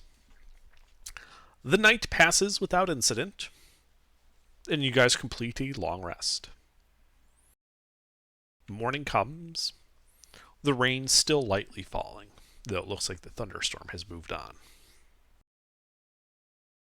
Damn, it would have been optimal to do it in the middle of a storm, but okay. All right. I mean, it's only a couple of miles to the east. You could run and catch it. We're not chasing the train on foot, Underdark. I mean, we could chase it down to optimize the chance I can bring you back. Is there a vehicle nearby? Is there a horse? No, you guys came in on foot. All right. In that case, I'll just set him down in an appropriate location. You probably could use the table that I built. Yeah, I'll lay him on the table Okay. with all the rain descending down upon us. Uh-huh. Okay, and this is a scroll, so I gotta use the wizard intelligence shit. Yes, it is an Arcana intelligence check. The DC is 10 plus the level, so for raised dead it would be 15. All right, enhanced ability, Fox's Cunning. Mm-hmm. Want to give him assistance or help? I want to help him. You can't. It is It's not a skill. possible to help with this. You know, the auspices aren't like optimal, but you know, I'm feeling pretty good about this. Mecha like a high, mecha hiney ho, here we go.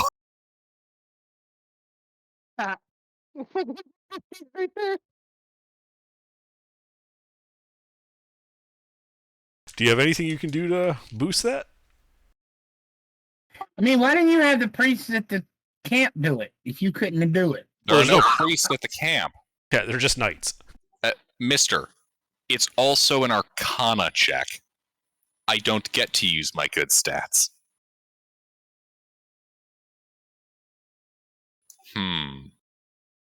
Hell, I should have read the spell. Would Shit, blasting I him with lightning have helped? Not really. I mean, I should have read the spell. Hell, I got a What's plus the, 7. on Okay, that. so you're not doing it. Hold on, we're not done yet. So Lucinus, you got nothing you can do to that. I'm asking. I have no mechanical effect that I can apply Okay. to this. So the scroll fails and is lost. And since you failed, you now need to make an intelligence saving throw with the same DC as casting it.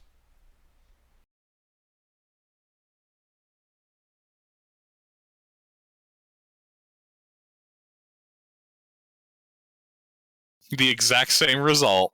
Okay. Roll The a dice have d6. said fuck us. Yeah, Wait, a now- what? Oh, no. Roll a d6. You have to roll on the scroll mishaps table. Oh boy! I love this thing! 3. The spell affects a random location within the spell's range. So, Wait, Raised is it Dead has a range of touch. So it works. So, no, I'm in there are range. 8 squares within touch range of you. It is a random Okay. location. Roll a d8. Out of curiosity, hypothetically, what number is Ruffles? Roll a d8. Guessing a 1. It Tell me was, that's in Ruffles. fact, Uses a its 1. focus point. You're always looking at 1. Yeah, same with the tree. One So was it going goes off in yeah. a random location and raises Ruffle Freeman from the dead. Oh, Yes! Roller coaster. Bolts of holy lightning! He lives! oh my god, that was amazing. Like I'm not even joking. Like, I didn't make that up. This was the single most optimal spell failure I have ever seen. You flub the spell check roll, you flub the save, but you still somehow succeeded. The auspices were in fact great! He Oh, just that was a the roller thing and the coaster. spell scroll just and he goes, well damn, and he goes to walk away and Ruffles goes, hey! So, just curiosity, I'm still black and white, right? Yes, you are still black and white. As is all of your equipment. Yeah, I was just curious. Can I rub some dirt on myself? Does the dirt change to black and white?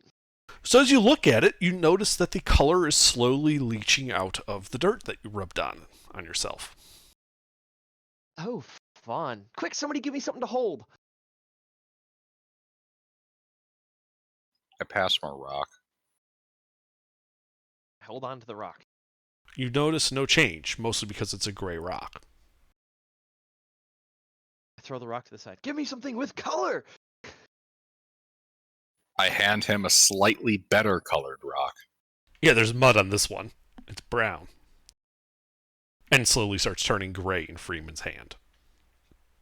Ah, this is gonna be fun. It takes about a minute to completely convert an object to monochrome. Okay. After that minute, I'll set the rock on the table and take my hand off of it. I'm assuming another minute passes and it goes back, or does it stay? It does. It reverts after about a minute. Interesting. So it's only what I touch. I touch Lucina. No, it's what you hold. Ah, what I hold. I hold on to Lucina's arm. Ha ha ha. Mr. Alright, has okay. 1 hit point. And there's still lightning in the area.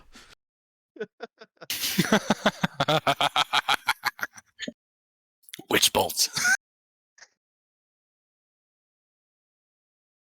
No, I think he was going with oxidized air falls, you die.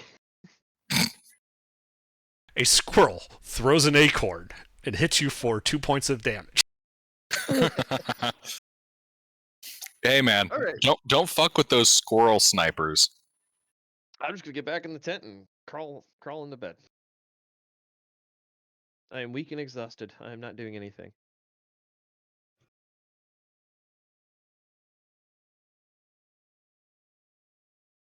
I can't believe that fucking worked. That was Right? hilarious. That was about the absolute luckiest you could have got. What are the odds of that?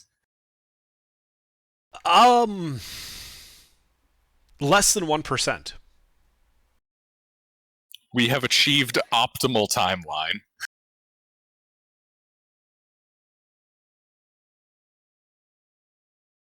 And saved a boatload of money on our adventures insurance. But tis. I like how you guys think adventurers are an insurable risk.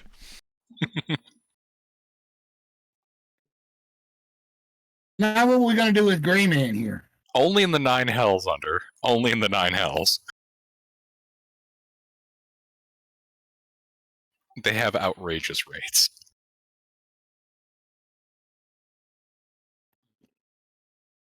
So we're going back to camp now? You're at camp. Oh, we went back to camp? Okay. Yeah, we're literally at the camp. I thought we went somewhere else to do the spell. No, we went to camp. I just cleared off a table. Oh, fuck, I thought we went out in the woods trying to chase the storm. I didn't know. Fuck.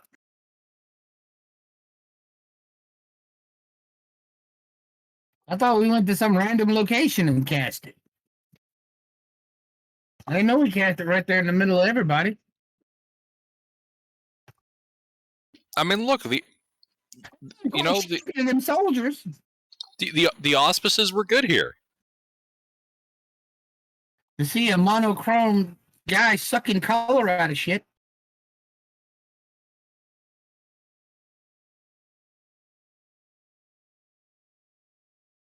All right, and then Lucine is going to go give the lieutenant. Mm-hmm. Going to give the lieutenant the full rundown of what was occurring there, and then the information that the dead tree that these Fae were operating around probably has like a vampire coffin that was impaled on the bottom side of it. Yeah, she nods and says, "Yeah, that sounds like some adventurer shit. Glad we didn't go in there." Oh, you guys don't want to go back in there and help us kill a vampire? Fuck no. I like living. She points at Freeman. I don't want to end up like him. I didn't get out of the tent. You don't Points want at the tent. you don't want to end up alive and successful, having crushed incredible opposition and overwhelming odds by the skin of your teeth? I gotta be right back. No, I want to grow old, fat, and lazy.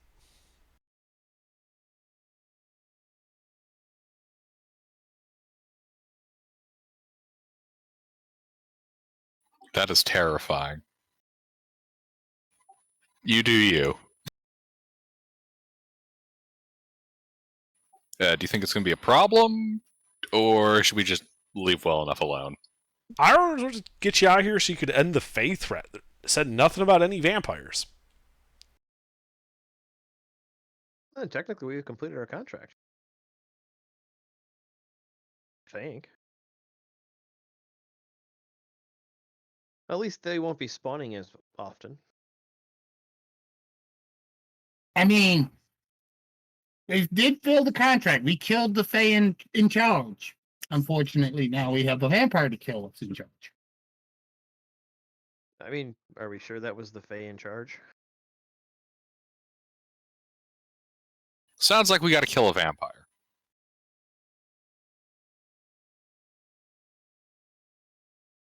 I will call down the thunder.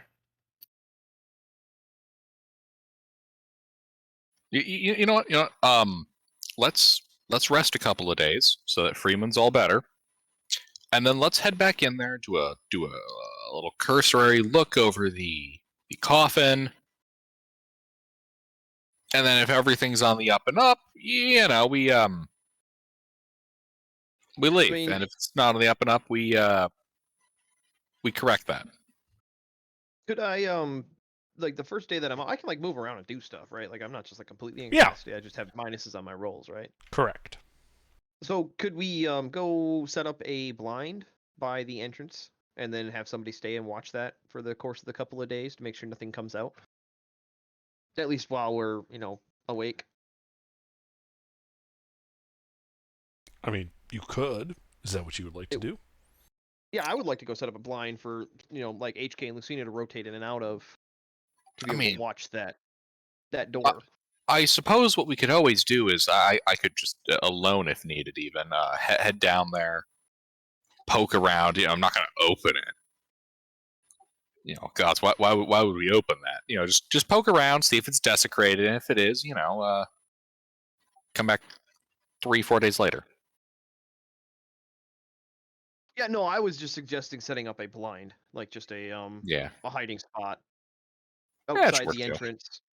And then if something comes out, well, at least, during the day anyway, I don't think we need to do 24-hour watch cycles.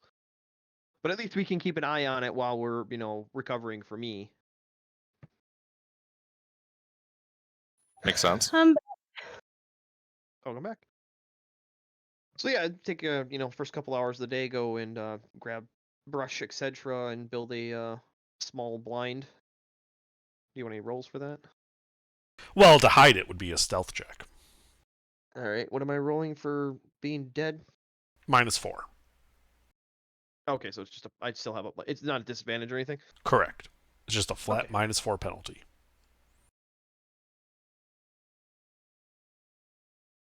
It's a fairly well hidden blind.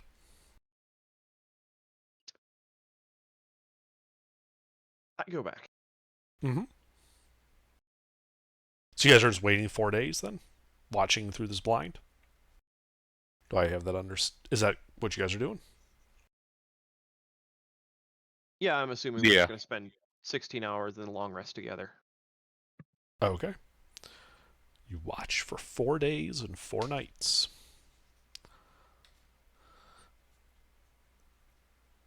Nothing eventful happens. Nobody enters or leaves that area. Nobody comes to the camp.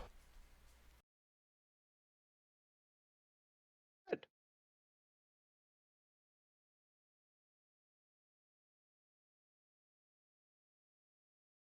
Under. Mhm. No one comes or leaves the camp, but is there something after that? No. I All was, right. Oh, sorry. I was saying I was waiting on you guys. All right, we're going in. Can I join? You're not there yet. Okay. Into the cave. All right. Well, on that 5th day, you go in. Takes 2 hours to go in there, to get there and start going through it. It is as silent and as dead as when you left. You're just going straight to the coffin? Ye. All right. Yeah. So I mean, we ain't missed nothing, so yeah. yeah, hour to the dungeon, hour in the dungeon to get to the coffin, so you can make a straight beeline for it. Everything is dead and unmoving as you approach it. That embryonic fluid seems to have dried out, and there's just like a whiff of rotting meat in that room now. Alrighty. Well then. I shall call upon the divine powers of detect good and evil. Which, will let me know if abjurations, celestials, fays, fiends, undead are within 30 feet of me, as well as where the creature is located. Similarly, blah, blah, blah, objects consecrated, desecrated. Okay. There is an undead inside that coffin. I mean, that was a flat 1-1 bet on that. I mean, there wasn't even a wager to be made on that one. All right. I mean, yeah. Look. This is a matter of confirmation. Yep, trust but verify. No. I got it. I was just Exactly. laughing at I Exactly. think I didn't make a bet on that. All right. We're detecting anything? Is like the box consecrated? Is the soil desecrated? No. By you.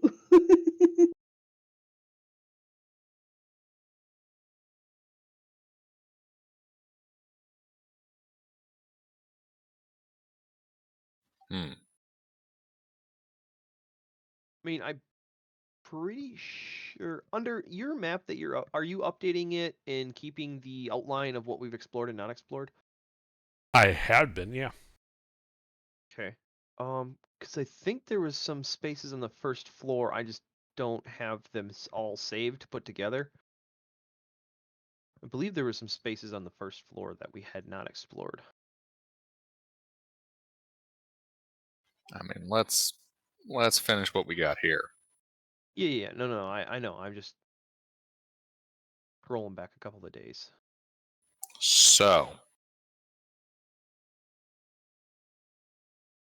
here's what I'm going to propose, guys.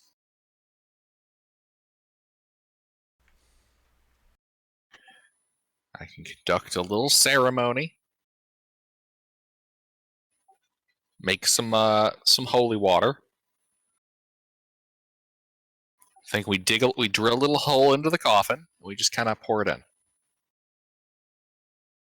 How much holy water are we talking here? A vial.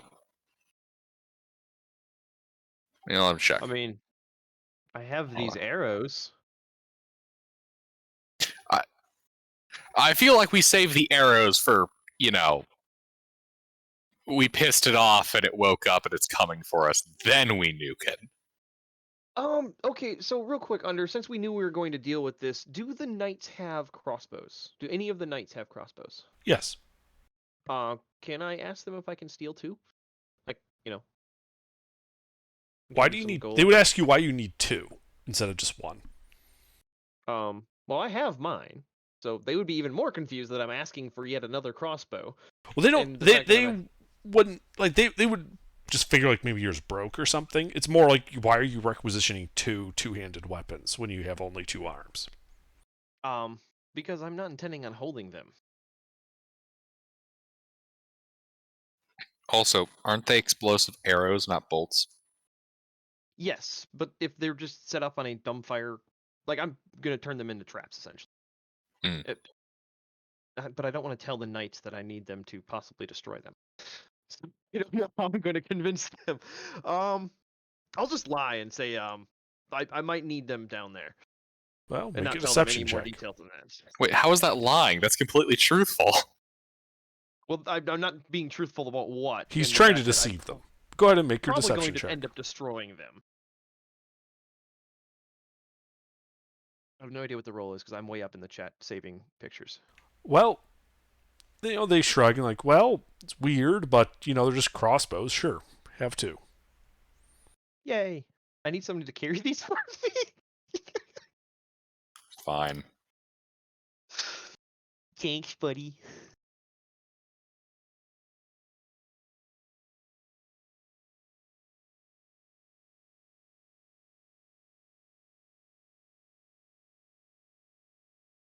Yeah, I haven't taken the time to scroll back through chat and stitch all the pictures together.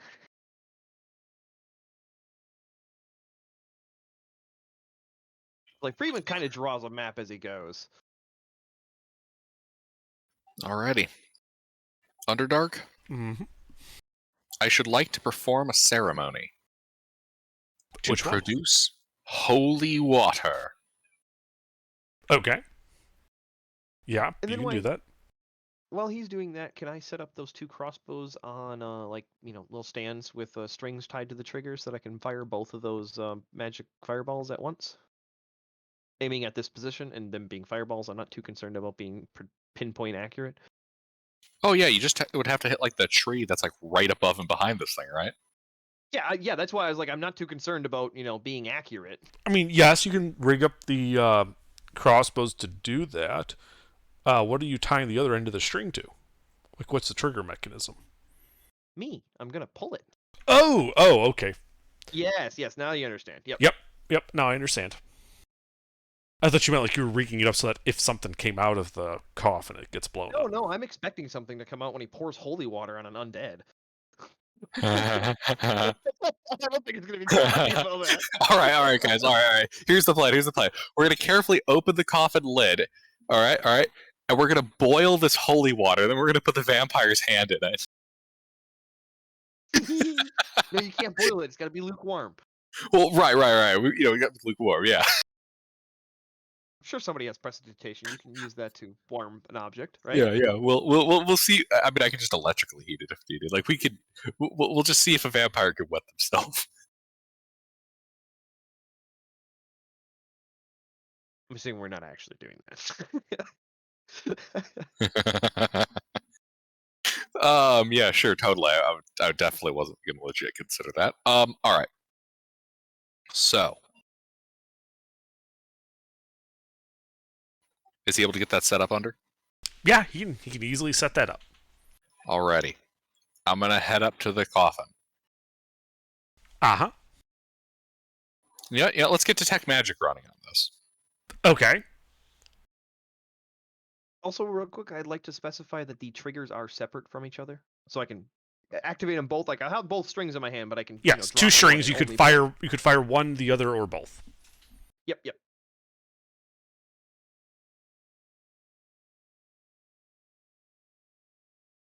Okay, so you cast Detect Magic. There is magic coming from something inside that coffin. Mm-hmm. Alrighty. What's the school? No particular school. Ooh, spooky. All right. And then I'd like to. Is there a way to open this while still keeping the stake in? You could you'd have to shatter the front of it. Like it's like the way the stake is it was shoved through the top of the coffin. Like the door, it's a single piece this was broken through. Oh, so there's already a hole. There is already a hole at the stake. Like the stake is pretty much filled that hole. There's a little bit of a gap around it, but not a huge one. You wouldn't be able to look through it. But pouring liquid inside is definitely possible. All right. Gonna pour the holy water in. Okay. You pour the holy water in. You hear what sounds like sizzling, like acid.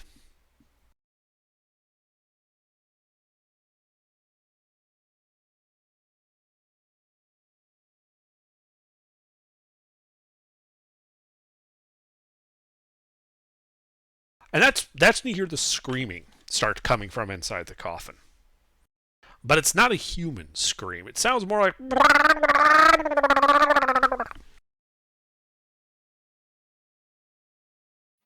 Told you. Like an angry duck bird? Yeah, if that's what you want to think about it.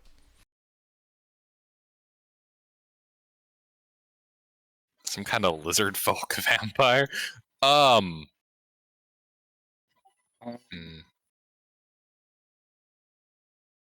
Wait, that actually does actual damage. Hold on, let me roll that. Just in case.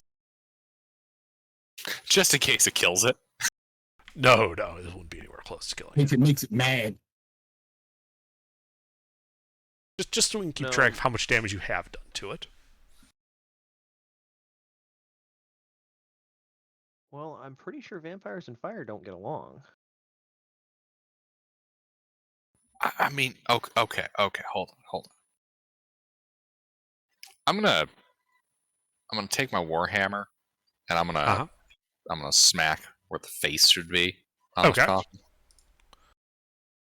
Sure. Go ahead and make a to hit roll. Actually, you know what? I got a better idea. Am I able to use shocking grasp and kind of try to use the electricity to cut a circle? He wants to make his into a welding or an arc plasma cutter. Not really. It doesn't really work that way. I had to try. Alrighty. Yeah, I'll just give the face section a good whack.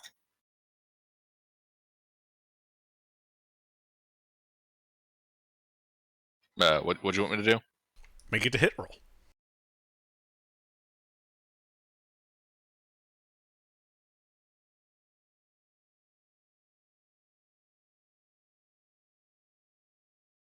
All right, yeah, you smack that section of the coffin rather precisely. Go ahead and roll damage for me. Shouldn't take much. Just want to make sure it's over a certain threshold.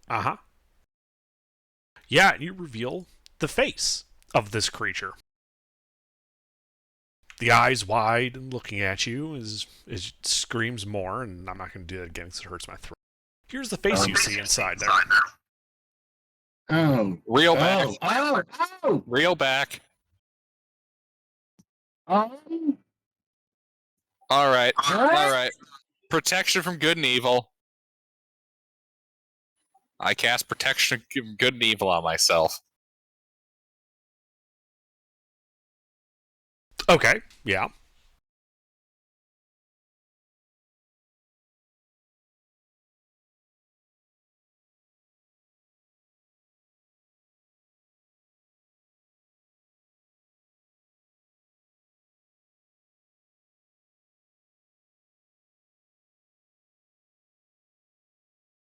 Hey guys, let's just. Not be here. No. Hand me something I can cover that area with. You want to bury it? Not quite. I have a solution to this. But let's cover its face though. Oh, you just want to cover its face? Yeah, Let's see, because what do I have some bullshit I can do. I mean, are there any pieces of rock or There's a mortar whole from these tree of rooms? wood that you could get chunks of wood from. I'd rather drop a rock on its face. There are rocks as well. There's the stone from the walls. You could easily prise Yep. them apart. I offer Yeah, that to Lucina. Yeah, and then Lucina will come from the edge and like slide that over, covering the hole. I was gonna look for one the size of the hole, so you could just drop it in the hole like a plug, and then also hit it. Well, yeah, that's it. I just want to make sure I'm not like. Looking at it. Yeah, I mean, look, it's a fucking squid face in a robe. Like, I'm it'll be assuming fine. it's potent and magical. And one of the surefire ways to avoid getting fucked by things with magic is to not let it see you.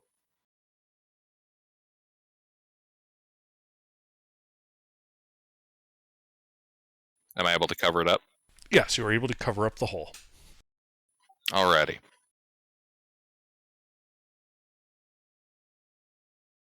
So, I'd like to bash open the foot. Like, so I can see its feet. Okay. You can do so.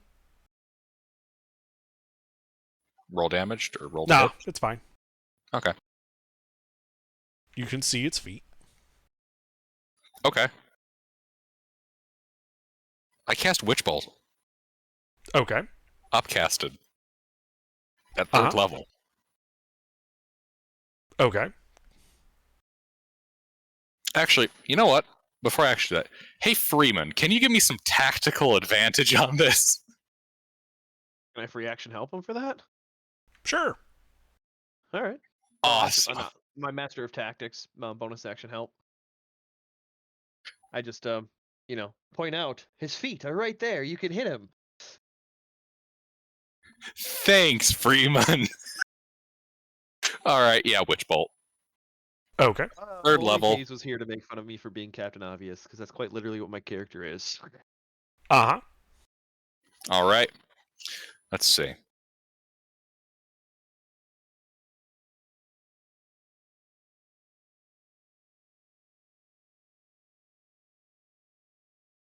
Alright, so 12 times 3 is 36 points of lightning damage.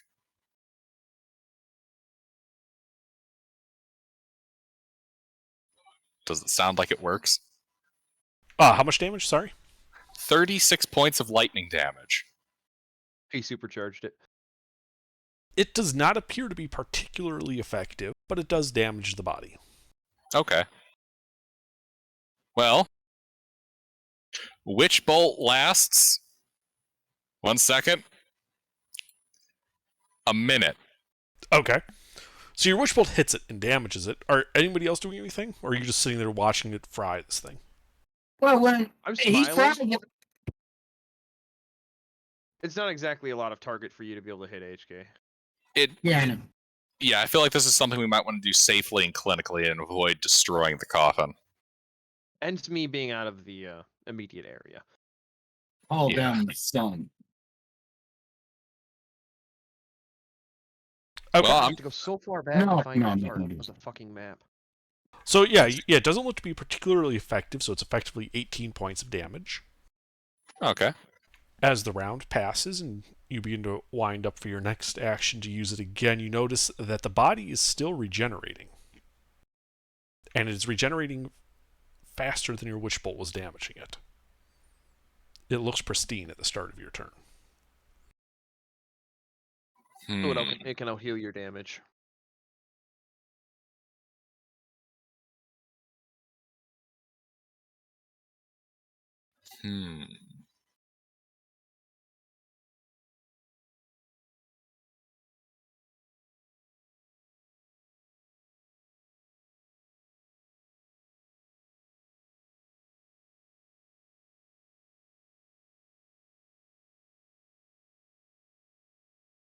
shit. The DM's not just gonna let us gimp it in its coffin. I mean, you could. It's possible. Just you Right, guys. Just unfortunately for you, it does have a certain amount of regeneration that works even in this state, and your Witch Bolt was insufficient to break that passive tank. Not radiant damage. Hit him with radiant damage. Our paladin's not here. We don't even have Okay. a paladin anymore. Okay, how about this? I will continue to fry it. HK, you come over here and you help me zap it. Okay. We're gonna fuck up its toesies. Okay. All right. So first, Lucina, roll damage for Witch Bolt.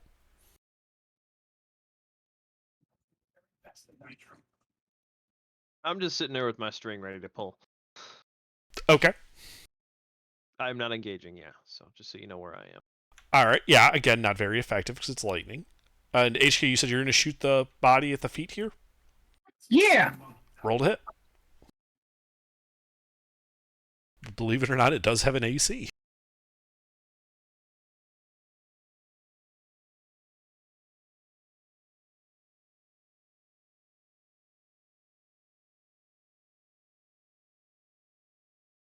Okay. Ooh, one miss, one hit. Roll damage.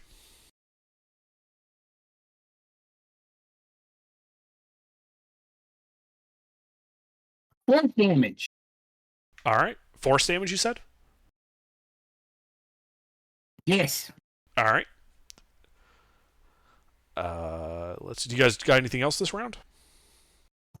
No. No. I'm gonna hex Didn't him. exactly bring silver with me. All right. Well, at the start of the round, it I'm regenerates gonna back to use a full. bonus action to cast hex on him. That's about all I'm gonna do. Okay. Yeah, you can do that. The warlock feature hex. Yeah, you can hex him. It is a creature. You can hexblade him. But yeah, the 4 damage you guys have done net to him this round is healed by its regeneration at the start of the round. I Hey, can Ron, toss you Lucina still 100 silver coins. Pour this on his face. How about I just start by applying it to his foot? I'm gonna stick a piece of silver on his foot. See if it negates the regeneration, possibly. Because sometimes attacking with Silver Revan will cancel that. I think you guys have this confused with a werewolf. Oh shit! Yeah, no. I you're mean, right. he does. I Because don't know. rubbing a silver coin on this guy's foot doesn't do anything. Other than probably make him feel weird. What are they doing? They stopped trying to kill me and they're giving me a foot massage? You know what I'm gonna do?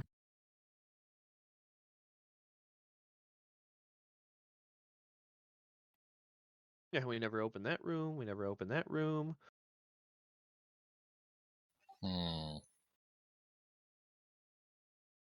What are we doing, Gilbert? Are you still shooting it? I mean, I'm gonna continue to electrocute it until my spell is expent, but Electric's actually, not particularly effective, so it's not gonna Yeah. damage it enough. Let's think. What can we do? Let's get creative here. I'm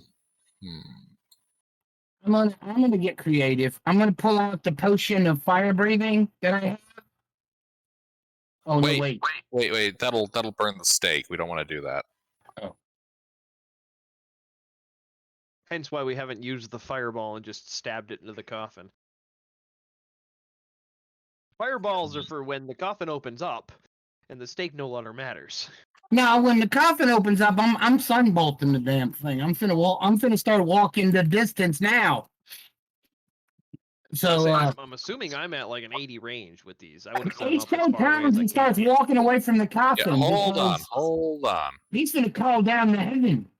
He's still Hold pinned. on. Like we're not in that position yet. Yeah, we don't need to nuke it at the moment.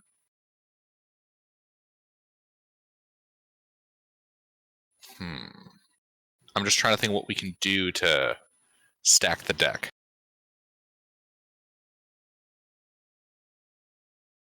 What other spells does that book give you access to? Oh, I'd have to take a long rest to change. I'd have to take another long rest to get a new spell. Yeah, what spells does it give you access to, though? Like, what Hold are your on. choices? Hold on. They're all level 8. So I got Dominate Monster, Feeble Mind, Maze, Power Word Stun, Sunburst, and Telepathy.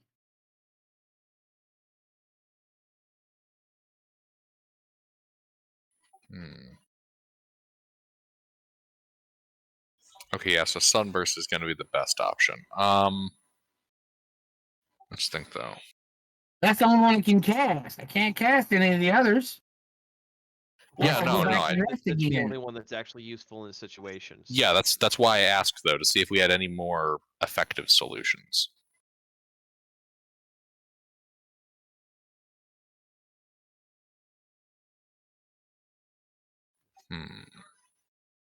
What in the fuck is down there? How big is this spike? About 1.5 inches in diameter. How tall? It's broken off about a foot above the top of the coffin. It looks like it was longer, like it was like a lance or something, but it's snapped off there. Oh, guys, do you remember that room with the petrifying pedestals? Oh, turn him to stone. Yes. Just sit the coffin on that until he turns into a rock. So we're going to move it stake and all? Yeah. Okay, let's do it. Yep. You just wrap it up with some rope so it can't fall out, and Yeah, Yep, that's yep. what we'll do. Yeah. All right, hold up. it'll take some doing, but we Let's. can get there. Yeah. Okay. First, Right. we got to make sure that this monster can't look at us. So let's put like a bag over the top. Like, bag the shit out of this is what we'll do. What a bag of holding. We don't have one. No, I do have one. You have a bag of holding. How Yes. long have you had a bag of holding? Remember the last time we rested and y'all said we really need a bag of holding? So I went and studied and changed one of my things to a bag of holding. Okay, look, on principle, I refuse to use that to banish this guy to another plane. I dealt with Oh, I enough of that wasn't shit thinking on that. Mondays. We are not doing that on Saturday. No, I wasn't thinking that. I was just like, this whole time we've had a bag of holding, and I don't think anybody really knew. I knew. Y'all asked for one. Yeah, it'd be useful to tell us, though, Mister. All right. So yeah, you let's never let's updated it let's stay because there was focused. one in Okay. existence. That's what I'm getting at. I don't really care. I just All want right. to use that. We've had one. All right. So let's wrap this whole thing up. You got some sacks and some bags and stuff, right? I mean, I got my clothes. Look, we got to make sure it can't see us. I'm Never assuming let the we can- spellcaster see you.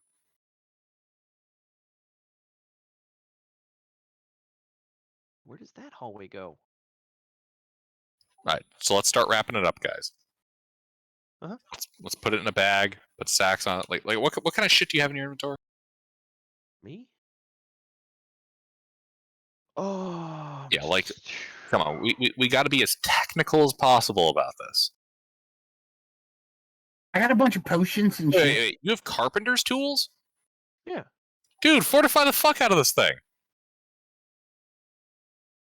All right. Yeah. So I'll start gathering up materials to reinforce the crate and reinforce where the stake is, and do what I can with the materials around us. That's what I'm doing, Underdark. Okay, yeah, you can do that. It's relatively straightforward with your carpentry tools. It looks a bit rough, being made out of mostly raw wood that you haven't like milled or anything. But you are able to reinforce the coffin so it won't shatter, if you drop it, for instance. All right, let's cover up that face. Yeah, I'd do the same. with the Even a carpenter's mother tools. couldn't love that. Mm-hmm. Yeah, you're able to slap some wood over the face hole that you made. Alrighty. Let's hoist them.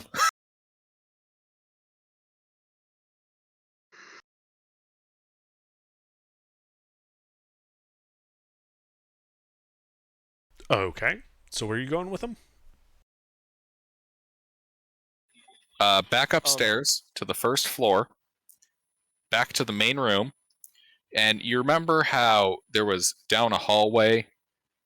We're going to that room with the petrifying pedestals. The southwestern door on the round room. Okay. Hey, I was making sure you Very guys remembered where Mm-hmm. entrance that was. Yep. I mean, I remember where everything is. I'm a visual person. Yeah, I'm missing parts and pieces of the map right now, but it's a lot of scrolling to get them all. We talk a lot. Ah, yes, I finally found it.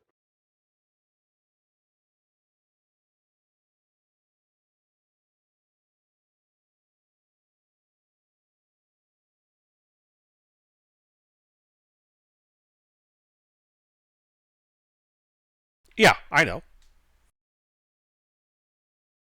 Yeah, no, I was doing that more so for me because I was glad I finally found the damn thing. Ah, okay. So is that what you guys are doing? So you can easily walk it over to that big room that had the trees that attacked you, and in the ceiling is this big circular hole that your solitary rope had come down. How do you plan to get it up that hole? How much does it weigh? Currently, it weighs. Hold on, I need to check this. Where is? There it is. Let's see, it's medium plus all that, so it probably weighs about 400 pounds. All right. Bit of block and tackle. Yep. Block and tackle on the rope. Do you have one? A block and tackle? No, I don't have a block and tackle. I was saying a bit of block and tackle is how we get it up there. You're a carpenter, right? Do you think you can make block and tackle? Not with just a carpenter tool set. That would require more precise tooling than just a carpenter tool set. That would require tinkerer's tools. I could make one entirely out of wood. It just probably wouldn't be able to hoist 400 pounds. And And it would take far longer I than, can- you know. I can use enhance ability on myself, the strength of a bull. That'll help me lift it. HK, what gimmicks and crap can you do as an artificer that could help in this situation? Because, you know, you're an artificer that can do a lot of bullshit.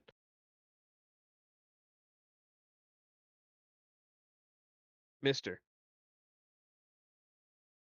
Yeah, what? You're an artificer. What artificer shit can you do to help us lift this up?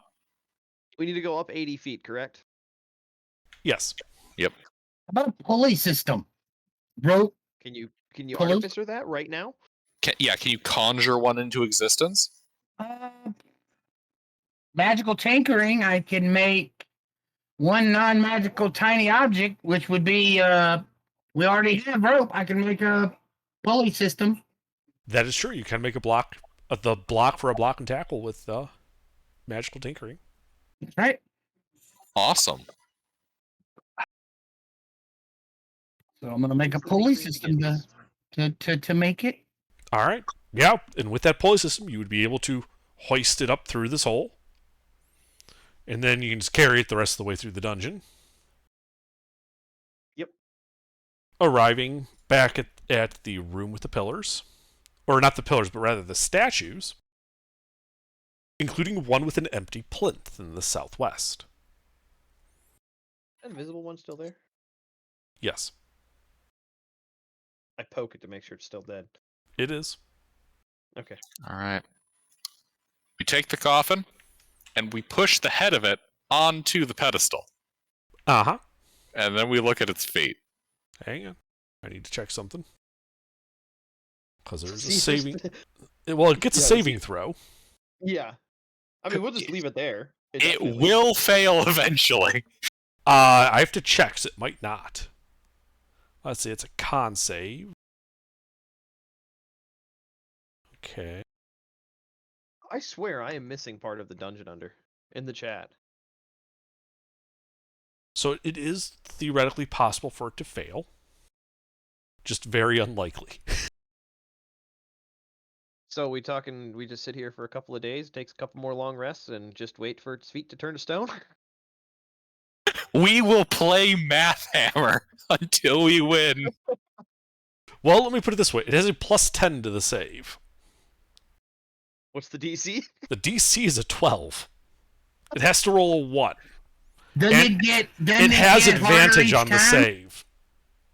And it has advantage on the save. It is a 0.5% per round chance that it will start. And it has to fail 3 saves in a row. So, I mean, Well, theoretically, I think it's safe to say that the statistical universe exists. Therefore, it turns to stone and we win.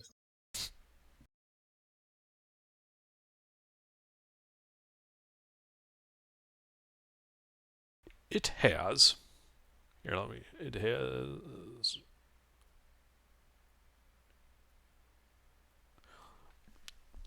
-10 to the -7% chance of turning to stone. How many days is that? I'm gonna say it's gonna take 6 months. that's fine. You, Let's go back to town and deal with that stuff and go check on this every once in a while. you know what? Hold on. Let me try something here. I cast Bane on it. Okay, that makes it significantly more likely. Because that takes it from, it goes from like a 0.5% to a 5% per roll. It's got to fail that 3 times. And I've got a lot of Banes I can use. Yeah, so it's 10 to the -4. So that would probably that's like every 3 rounds, 10 to the -4. So that's probably like 2 days of sitting there watching this thing. Will fine with do. that. Okay. So you spend 2 days camping in this dungeon watching this thing. Yep. Nothing happens in those 2 days, and it does eventually turn to stone. Alrighty. Beat the boss with a roll of attrition. Once it turns to stone. Wait, if we remove this, does it stop being stone? No, we took me off the thing and I kept turning to stone. Okay. We pull it off. Uh-huh. Why are we taking it off? Because now we're going to kill it. Underdark? Yes. Why, you're just going to drop it in the pit? Oh, no.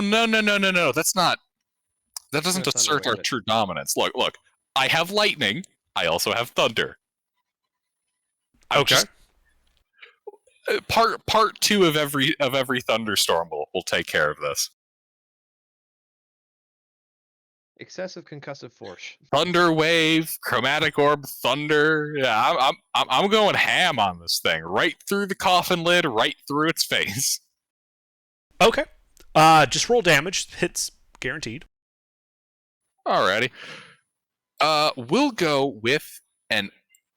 Oh yes. Hold on 1 second. 1 sec. Let me double check if this works. Lightning or thunder? Yeah. Okay. Yeah. Upcasted chromatic orb.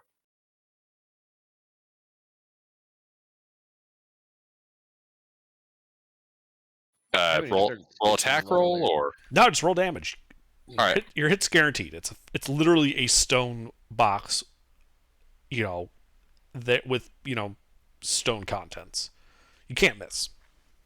Alrighty. Well, because I'm going to maximize that shit. Wait, does that make it a crit? Sure. Fuck it. Okay, maximize 80 damage. An upcasted chromatic orb is 5d8, so 5 times 8 is 40, and if it's crit, that's at 80. So you do 80 damage to this thing? 80 points of thunder. All right. So you just completely obliterate like the upper half of it. It just turned to like powdered stone. Oh, could you do the lower half? I really wanted the head. You could have done the lower half. Would you have preferred the lower half, Lucina? You're the one No. targeting it. I would prefer the upper half, where all of its potentially useful bits could be. Look, Okay. it's a weird squid monster that's undead. I ain't taking chances. No, you're fine. You're fine. And I'm going for the bottom half, too. All right. Yeah, so you do that again. Just completely end up obliterating this thing. It is just a pile of stone at your feet. Make sure you mark off like the 2 spell slots you used. Will do. Oh, and my class feature. Mm-hmm.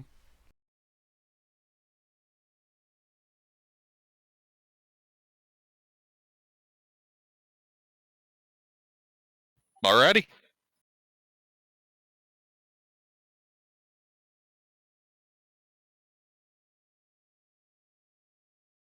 It's been turned to powder, all of it? Yes, it is. There is just a dusting of stone powder in that area. And scatter the dust to the 4 winds, Thunderwave. Okay. Yep. The dust is just, there's this big cloud of it kicked up. It slowly settles into the air. Tastes chalky. Alright. Let's go.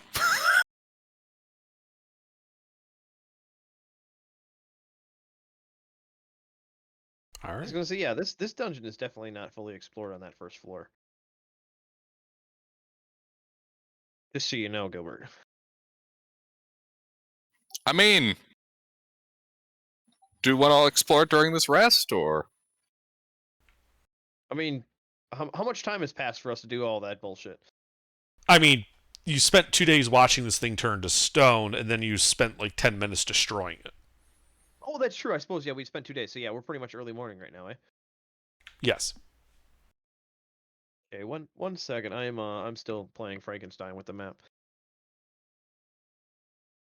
It's just annoying that they're never to scale to each other. So I'm just sitting here playing the It's almost scaling like I game do with- that intentionally, right? Varying the scales between different postings. So you're referring to this section, though. Yeah, let me jump to you real quick. I'm way back in the past.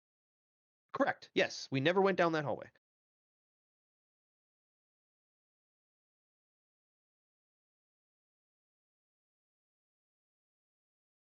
Okay. Let's check it out. Sure. So you guys can easily walk into that big room that's now empty, past the doors that had been utterly destroyed. There's a 10-foot wide hall through that archway. It extends as far as your dark vision goes. 2 doors on the south, a door on the north, a T-junction going to the north.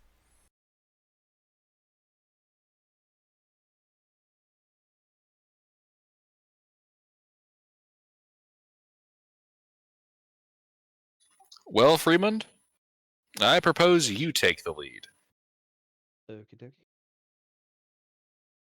All right. Took me a little bit.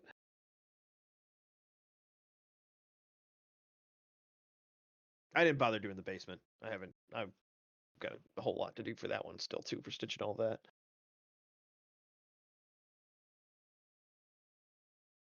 But yeah, there's actually a couple of rooms unexplored. So in that big room with the fire pit, that door to the south, did we ever explore that? That hallway that I don't have anything that goes next to the red dragon? Sorry, not fire pit, the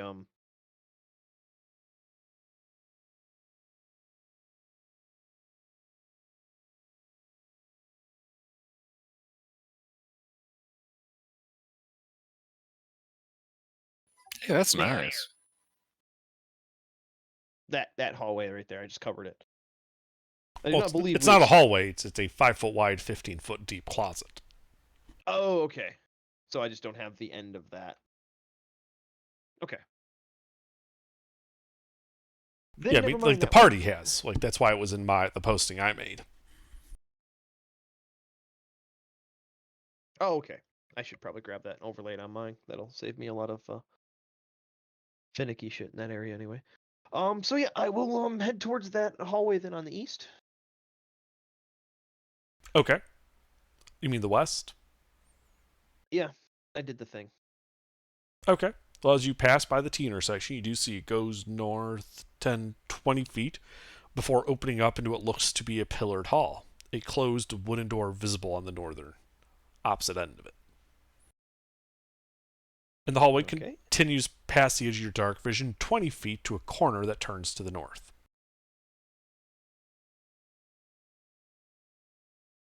All right, I'll head to that corner and look at. It's another 10-foot wide hallway going north 20 feet, opening up into what appears to be a pillared room to the right, but some type of archway, like a big, like fancy archway off to the left.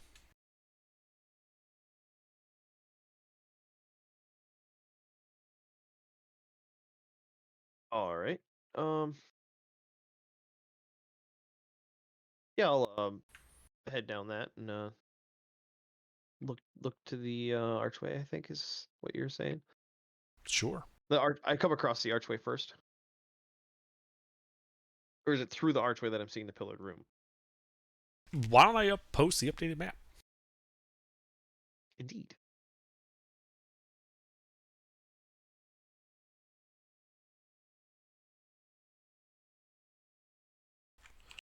Hold on, just got to adjust the scale slightly. I can rescale it pretty easily. It doesn't bother me actually. Okay, so it's adjacent to the other pillared room, probably. More than likely, based on what I'm seeing.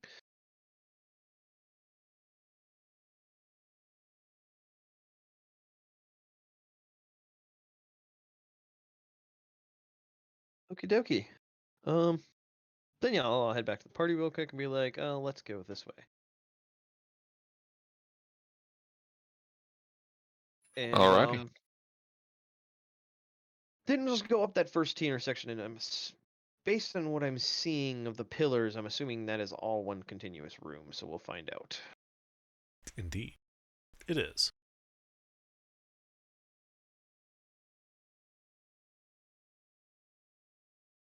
You would also be able to see easily in that northern area. Sorry, just updating the map. Give me a second. Yep. No. Yeah. I'm assuming we've got a majority of this cleared out. We're only going to run into stuff farther in, based on the silent as a tomb. So you were saying earlier. So I'm just going to go quick. Mm-hmm. Yeah. So you enter this pillared hall that continues 10 feet to the right from that T intersection, then continues all the way down to the left, to the west, past these different pillars, which are carved in relief, as you notice, like faintly in relief, almost like it's eroded over time, of what appears to be entwined dragons around the pillars. The far western end of the room, you see a big fancy archway, and behind it, a short throne standing near the west wall of that room, constructed of what looks to be fallen bits of masonry stacked against an old altar. On the top of the altar, you can see what looks to be a variety of different small items. The portion of the altar that serves as the throne's back features a carving of a rearing dragon, and a metallic key is held firmly in the dragon's open jaws as carved in there.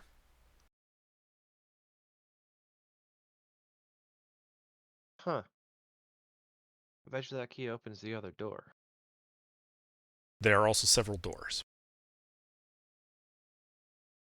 2 to the north, 2 to the south, 1 to the east.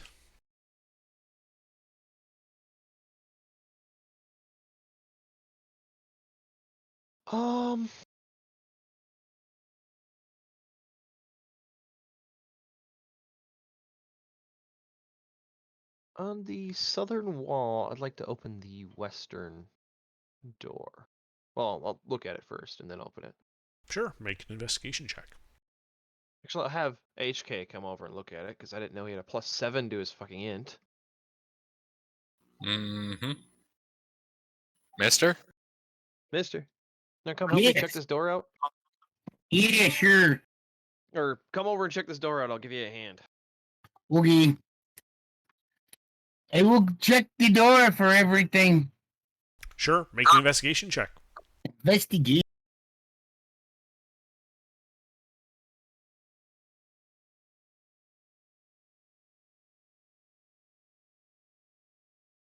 The door appears to be untrapped. Is it locked? You don't think so. Okay, then I open the door. All right, which reveals a 20 by 20 stone room. The remains of a long since cold fire pit in the center, and will look to be scraps and remnants of sleeping pallets around the room, arrayed around the fire.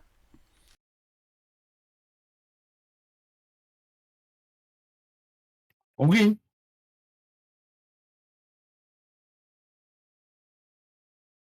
Which way, y'all? So at this point, since we overturned the tree and killed off the Fey life source, it's been about a week, right? Like 6 days. Yes. Okay. All right. Do a sweep of the room real quick, and then move on to the next. If you're investigating the room, make an investigation check.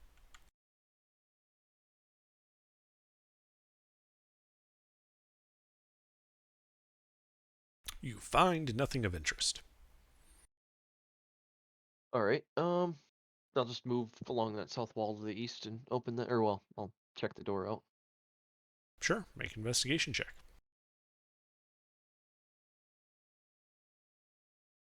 I'm not gonna wait around for him. Yeah, the door doesn't appear to be trapped, though it has some loops on it, like you could shove like something through Oh, the bar but of you were the the door. thief. Why should I be the one checking all the doors?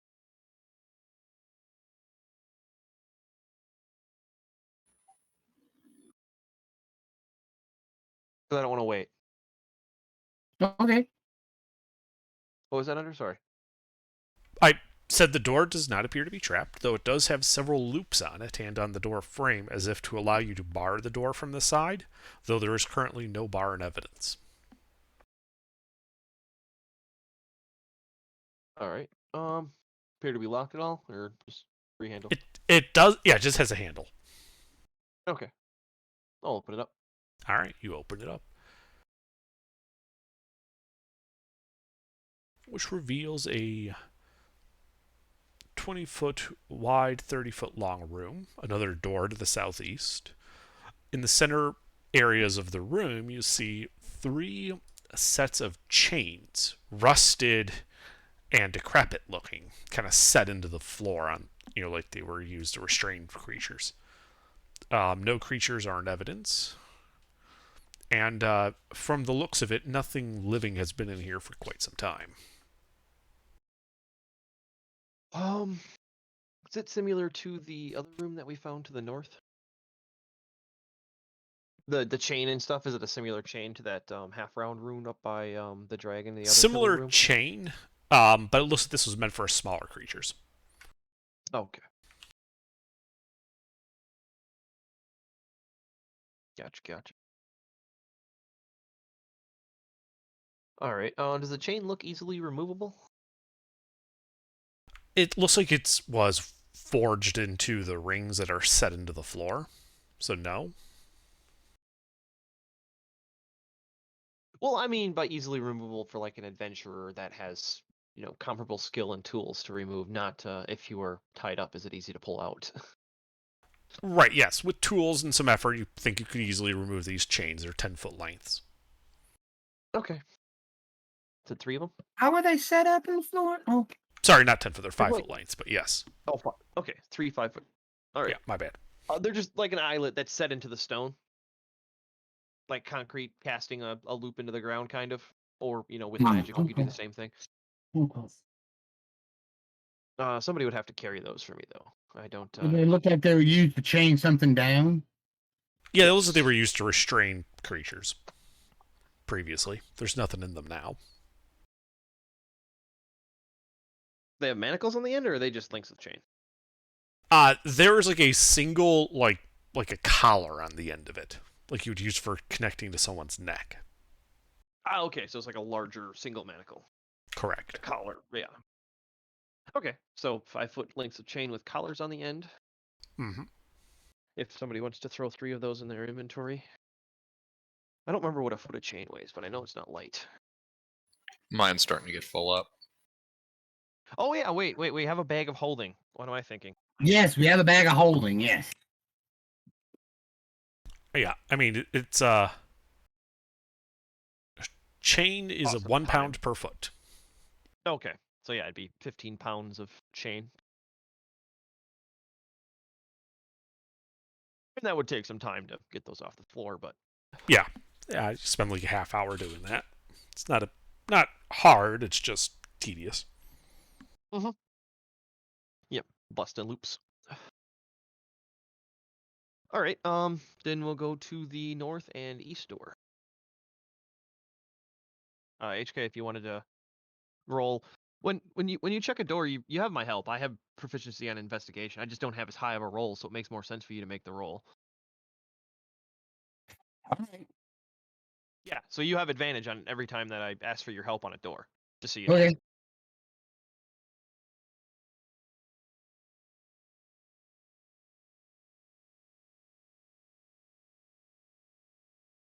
I didn't bring it up last time because you rolled a fucking 15. So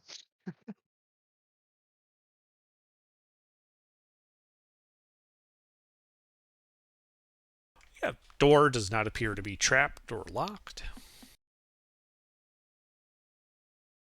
Then I open it. All right, which reveals a 10-foot wide hallway going 20 feet to the north, ending in a dead end with a closed wooden door. all right. Let's open these other doors first, and then we'll see what other end of mazes there are. So just moving west. Oh, it looks like there's only one more door. Sorry. Yeah, just go to that last door then. On the Okay. northern wall. Mm-hmm. You can go there. Take a look at it. HK help or HK's gonna take a look at it. I'll give him a hand.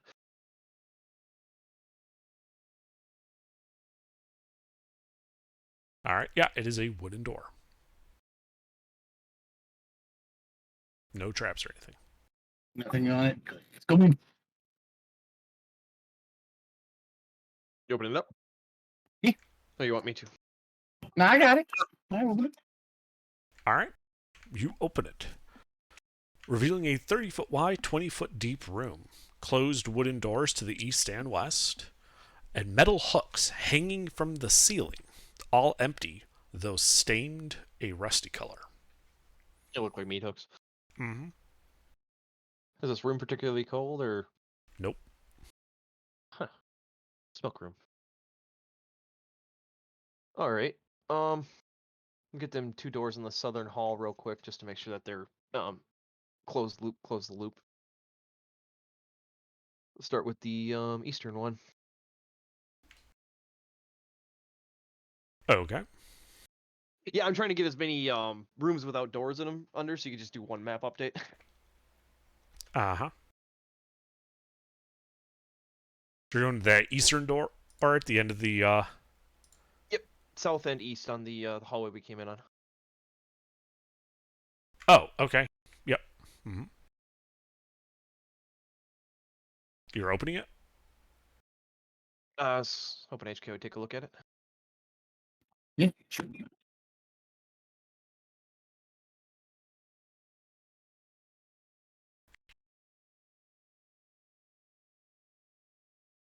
It is untrapped. Then I guess I open it. All right, which reveals a stone room 20 by 20, devoid of anything of interest. It looks to be completely empty. Bit of dust. Lies and slander. Yeah, if it's a completely empty room that's completely empty, I'd like to check around the nooks and crannies with Puffer. Sure. Go ahead and make an investigation check. Hey, Spectre. Hello, hello.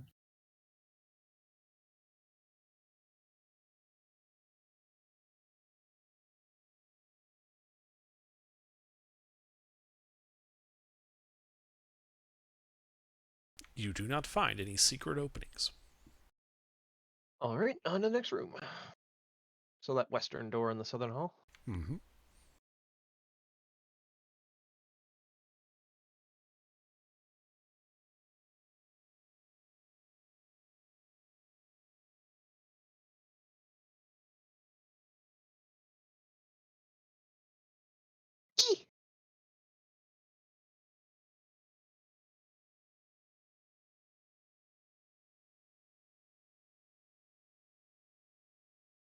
You don't find any trap mechanisms, but when you're examining the door, you do notice that it looks like a wedge was placed like underneath the door from the inside, as if to prevent the door from being opened.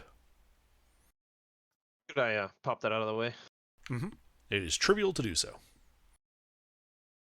All right.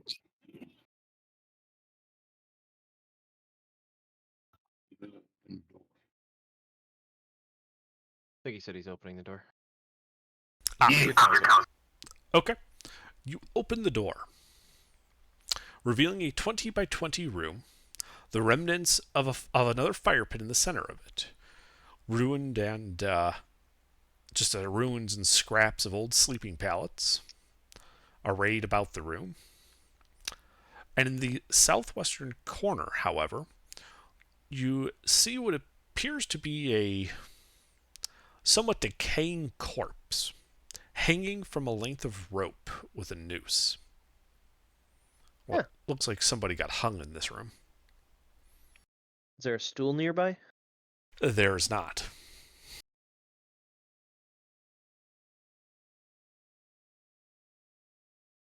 Huh. Well, no doors? No other doors. Well, I'd like to see if there are anyway. Sure, make an investigation check.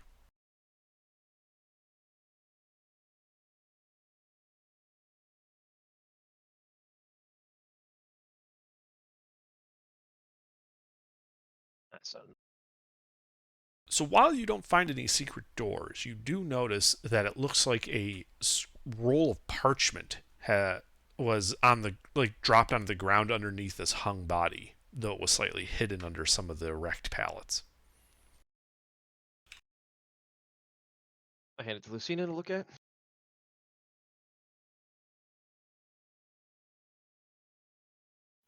All right. What am I looking at here? He handed you a scroll of parchment he had found in there. Does it contain literature? Do you open it? No, first I detect magic. It is magical. Conjuration.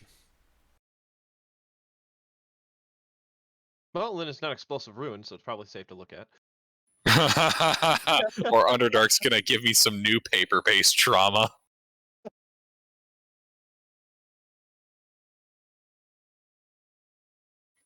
Oh, boy howdy. What could it possibly be under protection from good and evil? Casts on self, unfurls scroll, and reads. Okay. You cast protection from good and evil on yourself, and you unfurl the scroll. First thing you realize, this is written in Draconic. Do you read Draconic? Yes, I do. Excellent. Second thing you realize, that the ink is this particularly rusty shade of red. Like a spell scroll? Yes, this is a spell scroll that appears to be written in blood. It is a spell scroll of summon undead. And that's when you realize that the scroll looks weird because that ink is actually smoldering. The you can guys all smell like this burning irony copper smell.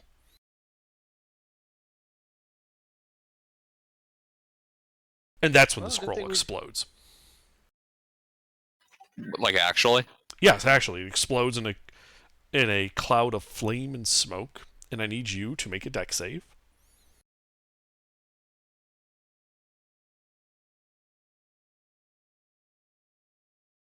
Alright, you're able to avoid most of it, taking only 5 points of necrotic damage. And standing before you is this berobed figure, small size figure of what appears to be obviously undead.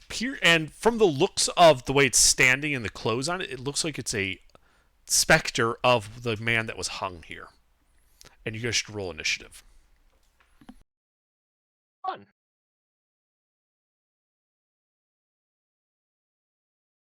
Thank God for protection from good and evil. Mm-hmm. My genre savviness has increased.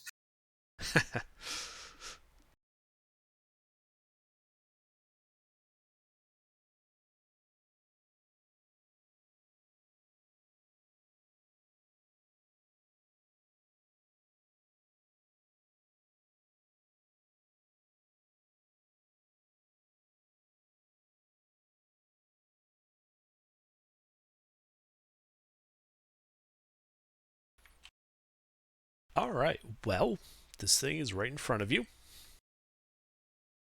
And it is going to attack you. I believe it's at disadvantage from the protection because it is undead. Hey. What up, nerd? Miss Yeah. shit. So it gets to make 4 attacks. Jesus. Miss all them, you nerd.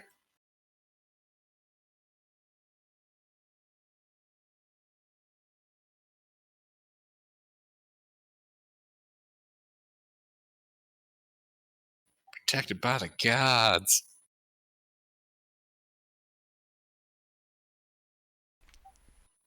Any of those- Shield. Okay. Do any of those hit? Not with shield. Okay. So you avoid all of the attacks. It is now your turn. You start its turn within its festering aura. And you need to make a con save versus poison.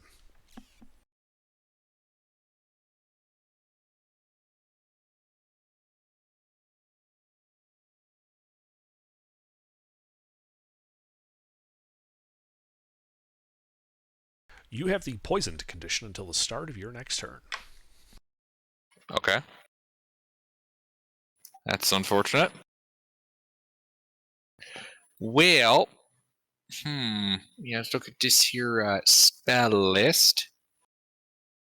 So I'm going to be casting a first level spell, so I'm a bonus action fly away from this guy. Okay.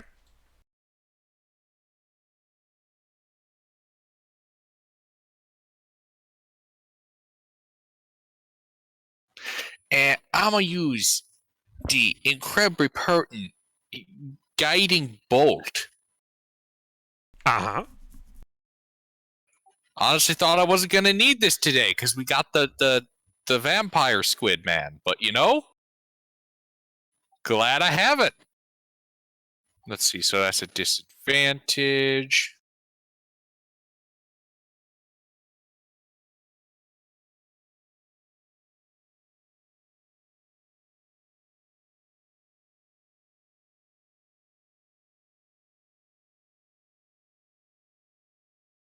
Oh, also I upcast. That's what I do. I upcast it too. Okay. You miss. What? You miss. 15 doesn't hit. I haven't rolled. Oh, shit. Sorry. Okay. That was your concept. My bad. Sorry. I just looked over from one screen to the other and saw the 15, and I'm like, yep, that misses. For a split second, I was like, I miss what? This guy has the ability to not be hit by spells casted greater than first level? What? Oh, that'd be a great feature, though. First level spells are completely still miss. ineffectual on target. Oof. I miss with 19, you say? I do so. Oh, well, I use amazing sorcery power. Where the fuck is it? Seeking spell. I Okay. roll again. Do it.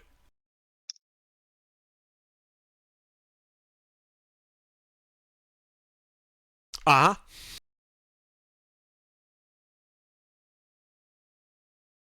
You hit the wall. It's a very potent hit. It is. Anything else? No. Friedman. I would like to be very far away. Well, if you want to maintain line of sight, you can be at most 15 feet away from it. I can't go out the door. I peek guess in that's the true. door? You could peek through the door. That would get you 25 feet. Through that And I little... would like to go to there. Okay. And then, well, I can't do a whole lot, so I'll just fire a crossbow at it, see what happens. One of those crossbows? No, just a normal one. Okay. Roll to hit.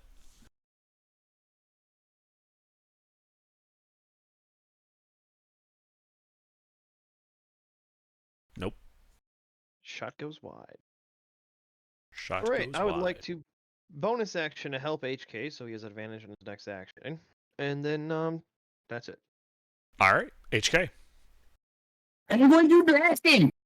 Okay. Roll to hit. You have advantage on your first action, so.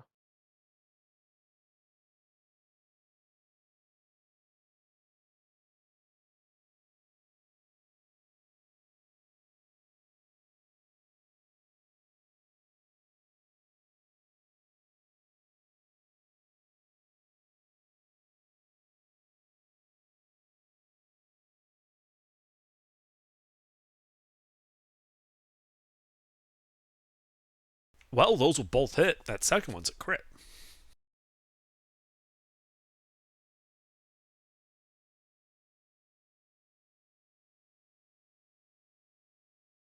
All right, you do some serious 20 damage. to him. points of force damage.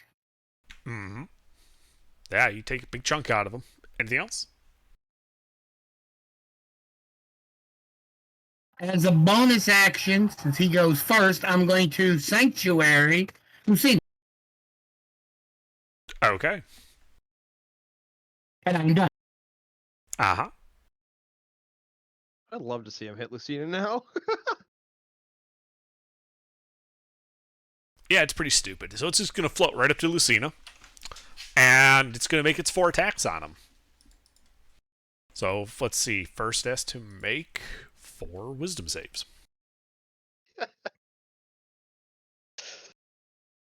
Ha! Fool! It loses all 4 attacks.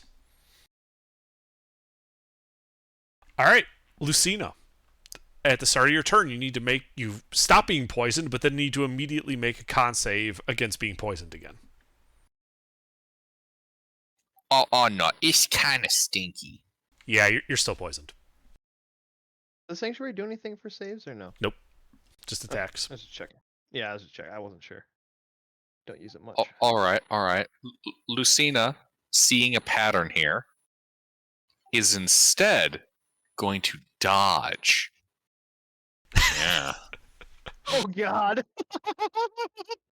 Super disadvantage. Oh my God! This is gonna be hilarious. Anything else, Lucina? Nah. Freeman? Yeah, it's crossbow. Okay. That hits him. All right. He's within 5 feet of an ally. Indeed, he is.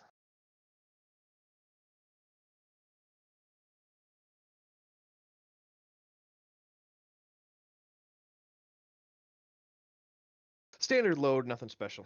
Okay. Yep. Despite his somewhat ghostly appearance, that does do full damage to him. Oh, neat. I don't feel so useless now. Anything else? Yeah, bonus action to help HK again. And, yeah. Just hurry up and wait. Okay. HK. I guess I'm going to blast him again. Do I have advantage again? Yes, you do. Roll to hit.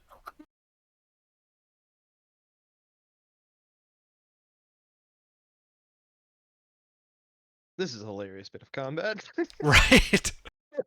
It can't hit shit. We're smacking it for fuck tons. I mean, it reminds me of that scene from Shaun of the Dead where they're in the barns whacking them with pool sticks. Yep, that was both it.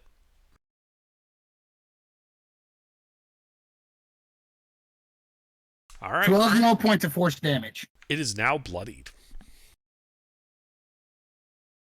It's 30 damage. Mm-hmm. It is going to continue to try and claw HK. Oh, Lucina? Lucina, yes. Right? I do HK, mean did you Lucina. bonus action He- Sanctuary them again? That lasts for a minute unless I something did does not. something. I didn't bonus it. He didn't use it, so he still Oh, yeah, got he did attack. He dodged. That's right. Yeah, Yeah. so it's still up. It is still up. Eee. I believe that all fails. Yeah, that's all. All right. Lucina, at the start of your turn, con save against continuing poison.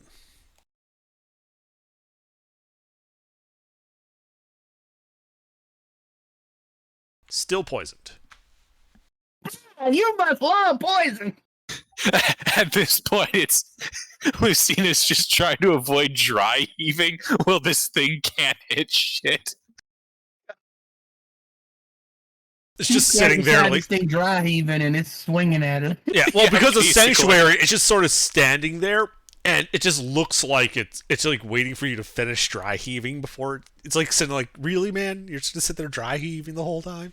Yep, yeah, continues to dry heave. All right, Freeman, Rinse and repeat. roll to hit.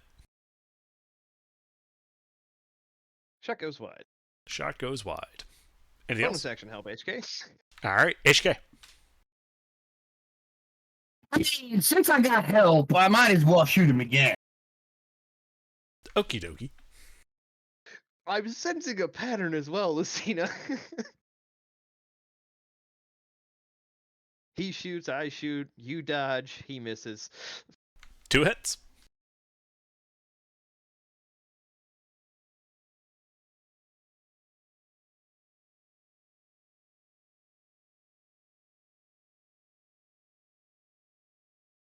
Alrighty.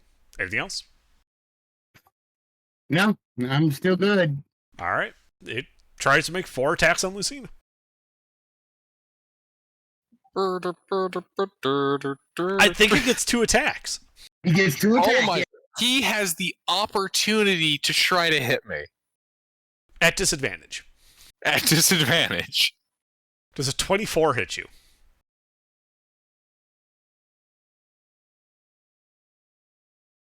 Yes. That would happen sooner or later. He got lucky and hit him 1 time. That's all he needed. It hits you for 13 slashing damage, and I need a con save from you.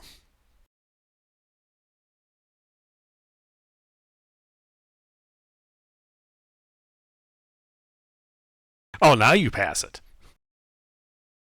Look, it's just poison I have an issue with. All your, like, cursed, gooify my organs shit, I ain't about that. Okay. Well, it's now your turn, so save versus poison. Con save.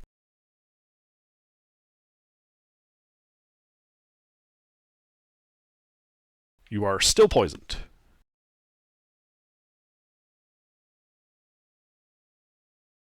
Alright. So you know what? I'm going to diversify my spellcasting. Since HK has been so kind as to keep me continuously sanctuaried. I will use my bonus action to put Shield of Faith on myself. And then I'm going to dodge. Okay. Freeman? Freeman's just giggling at this point. And he's going to fire a crossbow at this thing. You know, this thing's going to end Hit. up like this con save is going to be like con save versus, you know, turn into chunky salsa. And I wish I had Piercer. 17.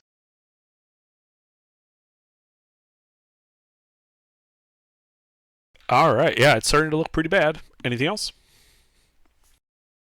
Nope, just bonus action help HK again. Alright, HK.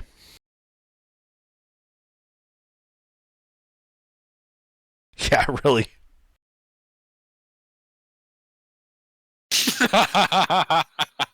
Lucina has the equivalent of plot armor on right now.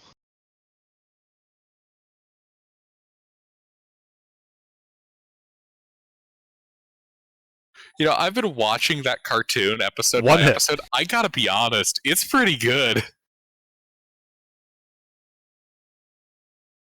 One hit right under. 1 hit, yep. 3 more points of force damage. Yeah, everybody underestimates that cartoon. It is actually really good. I watched it, when it originally came out, but yeah, it was great.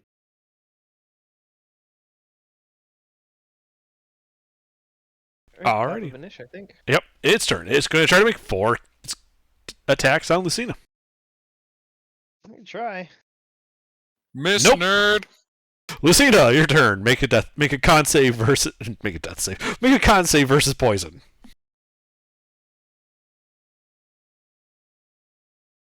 This is the fastest and most amusing combat we've had. Right? You are still poisoned. You take any damage from that This- poison? This No, it this just combat can be imposes summarized the as- poison condition.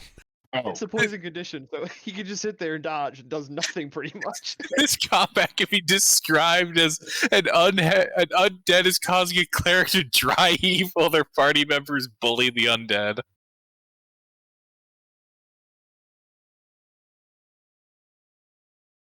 I'm fucking dodging. All right, Freeman. One other thing. I'm gonna start staggering around a circle of this thing, never leaving its AOE. Yeah, it's just Going like down the road it's just like floating in space, so it's just like spinning to keep facing you as you're moving around. All right, Freeman. Yep. Our crossbow. Miss. Ah, that's right. 20. Yeah, has a high AC. Yep. And HK. help HK. Yep. And that's it.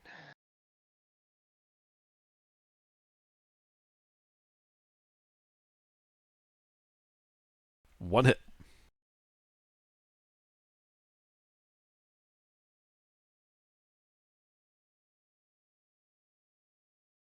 It is slightly more wounded. Anything else? No. All right, it makes 4 attacks on Lucina. Well, it tries.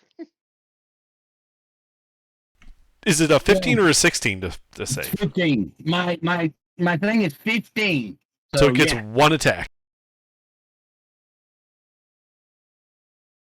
Does a 23 hit Lucina? Shield. Okay. Lucina, your turn. Save versus poison. This is so Holy shit, you're not poisoned. Oh wait, no, you are poisoned. It's 18. I was excited for a second. Like it's like, all right, think I'm good. Exactly.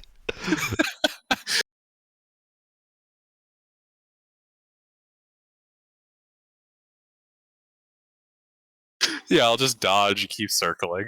All right. Freeman? Rinse and repeat. Till this thing's dead. This was not meant to be a comical combat, but it sure turned out that way. You miss. Alright, miss and help at HK. All right, HK. 2 hits. Oh, almost. Right there. It's right there.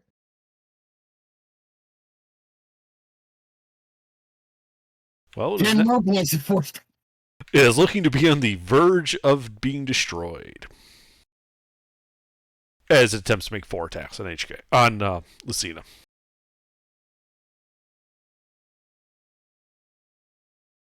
Ooh. 1 attack.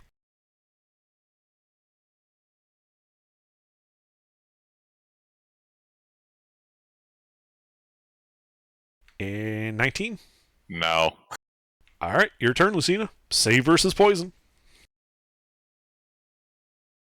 Such a bad fight. No, mister. This is a perfect fight. Great. Still poisoned.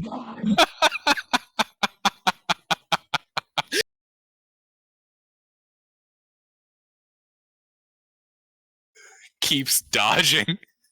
All right, Freeman. I like the bonus action hide. Okay, sure.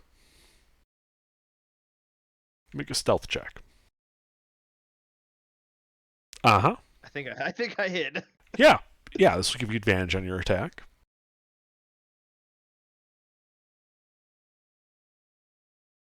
I need to roll that.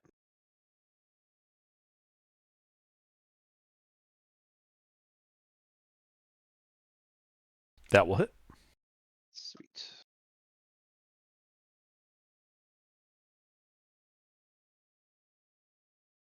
And you kill it. It is dead. You guys are out of initiative. Does it disappear? Yes, it just disappears in a cloud of smoke. Stinky smoke. That makes Lucina throw up a few more times.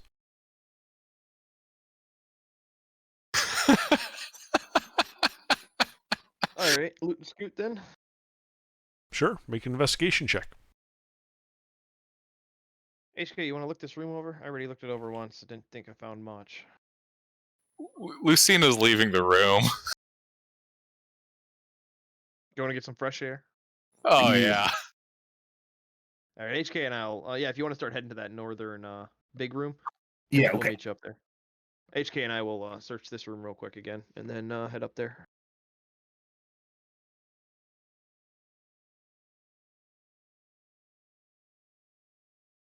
Okay. I already swept the room technically, so if you wanted to sweep it again, double check my work with advantage. Well, you would have had advantage on that HK, so you can try again.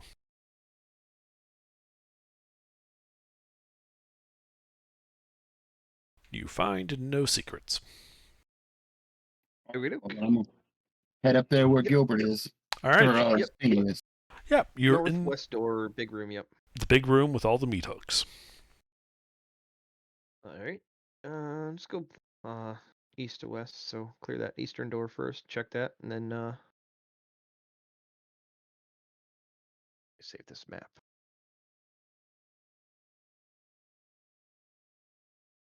Make your investigation check.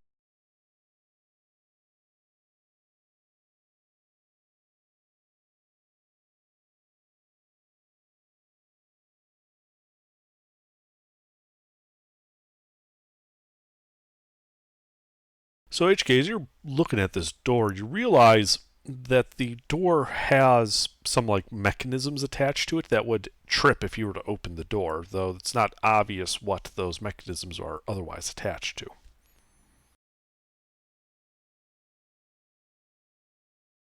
Do I from him pointing them out? Do I think I could disarm them?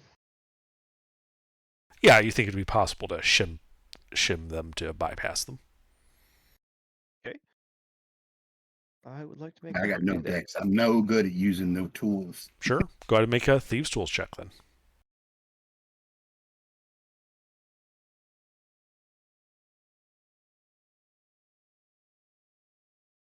Yeah, you're able to shim them so that the plungers are not, undepressed when you open the door. All right. I'd like to open the door. You attempt to open the door, but as you open it, which is unlocked, it only opens like maybe a quarter of an inch, and you just feel it hit something hard, and the door does not open any further. It is not enough to actually be able to see into the room, though. It's like you're still looking at the inside of the door jamb. Okay.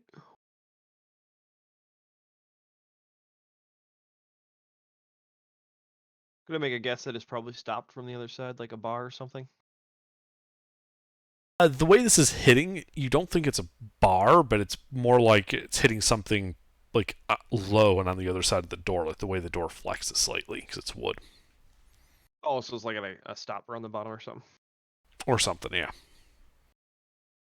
All right. So we'll come back to this one. We'll head over to the western door, rinse and repeat. Okay. Make a investigation check.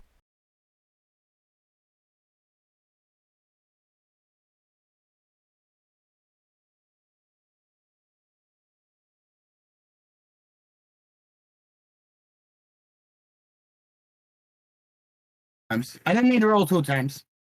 It's fine. We'll just use the first one. The door does not appear to be trapped. I opened it. All right. Which reveals a 20 by 20 room. And while there are large gouges, scraped into the floor, you do not see anything in the room. Empty. Do the gouges have any significance, or are they kind of random? They Yeah, that's what I was going to ask. they are all pointed towards the door. Do they look like... What do they look like they were made by? Can I make an investigation check or a nature, history, arcana, something? Go ahead and make a nature check. Would pick nature, but it's okay. I have a +4 in nature. I'm no help there, so have fun.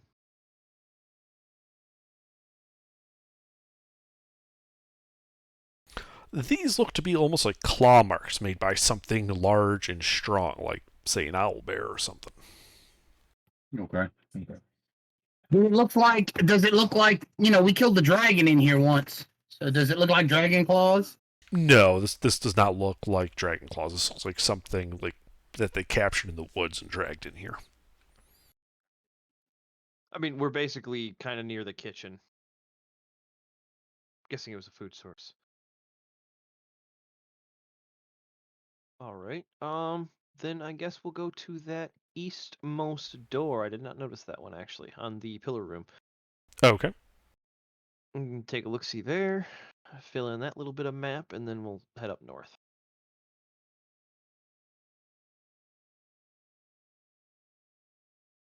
So HK, if you wanted to take a look at that door.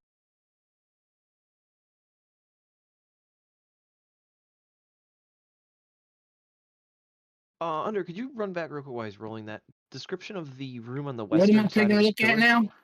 The door Eastern- going east. Yep, door going east. So another door. Advantage check. Investigation. The description for the western side of that pillared room, I didn't catch all of it. What we see down there with that chair and the desk or Yeah, whatever? yeah. So, mister, you don't see any traps on that. And in the western end of that room, you see a short throne standing near its west wall. It appears to be constructed of fallen bits of masonry stacked up against an old altar. On top of the altar, you can see several small objects. And the portion of the altar that serves as the throne's back features a carving of a rearing dragon, a metallic key held firmly in the dragon's open jaws. Oh, okay, so that's where that was. All right. Should take a look at that before we leave this room, eh?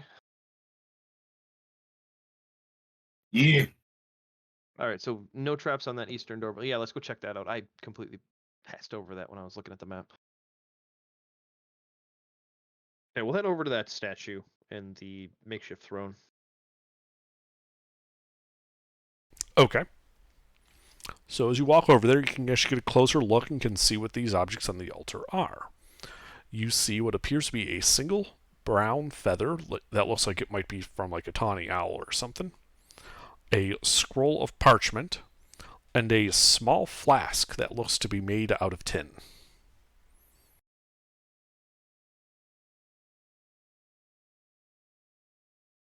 Did anybody by chance pick that magnifying glass up?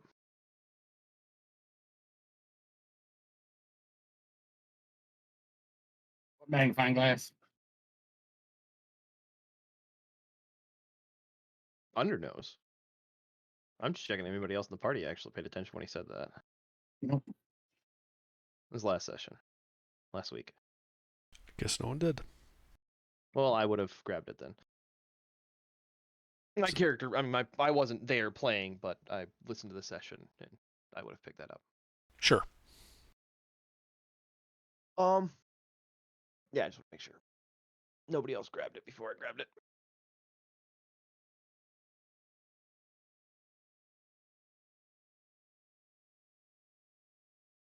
All right. Well, I'll pocket the feather, and then you said there's a flask made of tin. Can I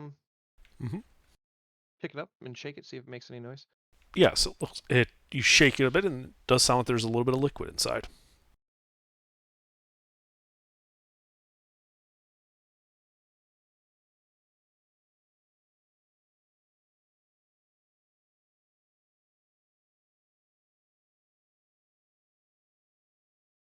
All right, I'll just throw that in my kit for now.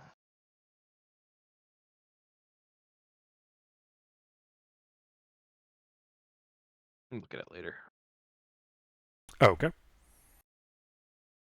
And then you said it was a tawny owl feather? Yes.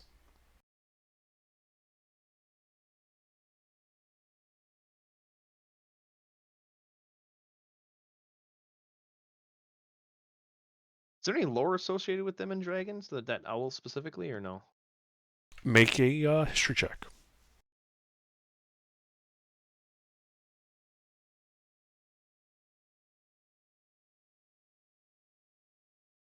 You don't know. I don't any. know shit.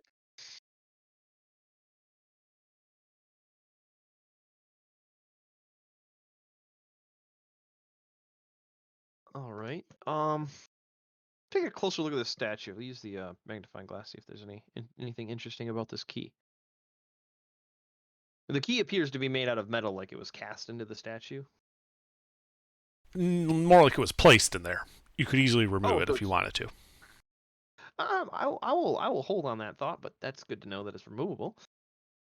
Okay. I mean, sure, make an investigation check with your magnifying glass.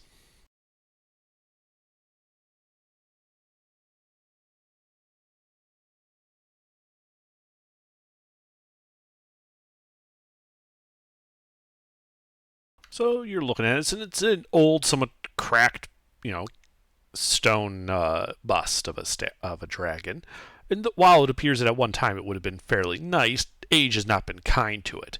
You especially note the marks in like the eye sockets that indicate something was pried out of them.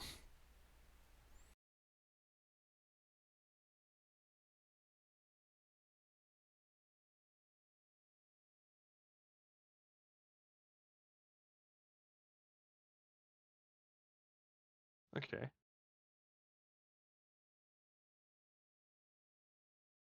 And anybody want to take this key, or should I grab it and see what happens? Take it, see what happens. All right, I take the key. All right, you now have a shiny metal key. All right. What kind of material is the key made out of? Appears to be made out of polished brass.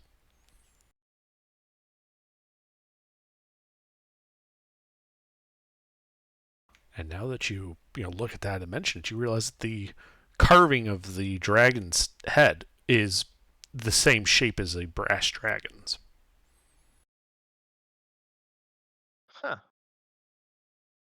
there any obvious keyholes on? I know it's a dumb question, but any keyholes on the dragon's head? You don't see any. Okay, worth a shot, Mm-hmm. What's that achievement from? How do you turn this thing on again? I don't remember what game that's from.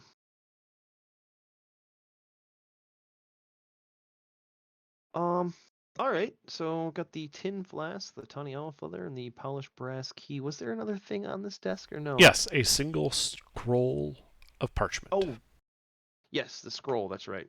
Hey, Lucina, there's another scroll here. Alrighty. I take a look.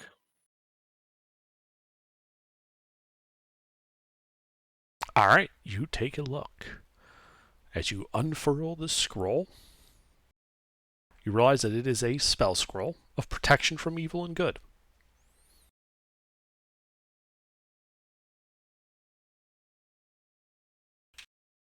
Okay. What's the catch? No catch. It's just a scroll of protection from evil and good. Bullshit!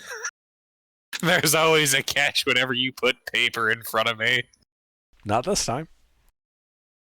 All right. So this room's cleared out. Let's go to that eastern door then. Okay. That's leading towards a closed off area. So that's going to be the next dead end. Mm-hmm.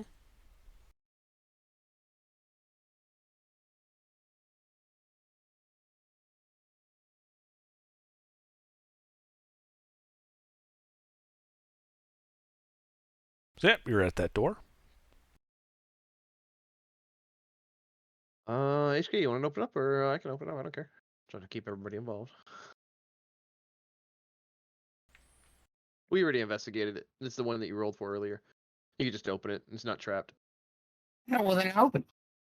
All right. You open it, revealing a large room with a circular northern area. The blackened remains of fire pits are evident throughout this room, as are scraps of leather and bedding.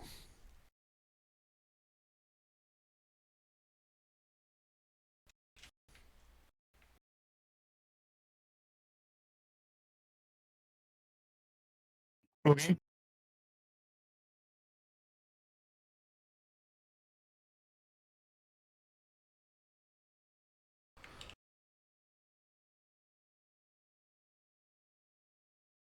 Oh, that's a big room. Mm-hmm. Multiple fires that used to be here, but not anymore. Yeah, I guess the locals cleared out for some reason. Can't imagine why. It's such a nice town. Good school districts. Who said good school district? All right. HKI can sweep the room. Yeah. All right, make an investigation check.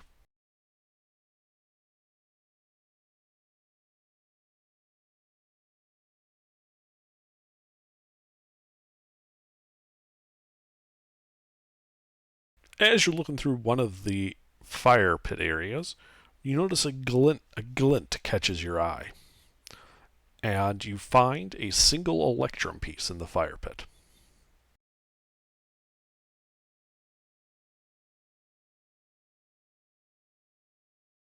Cool.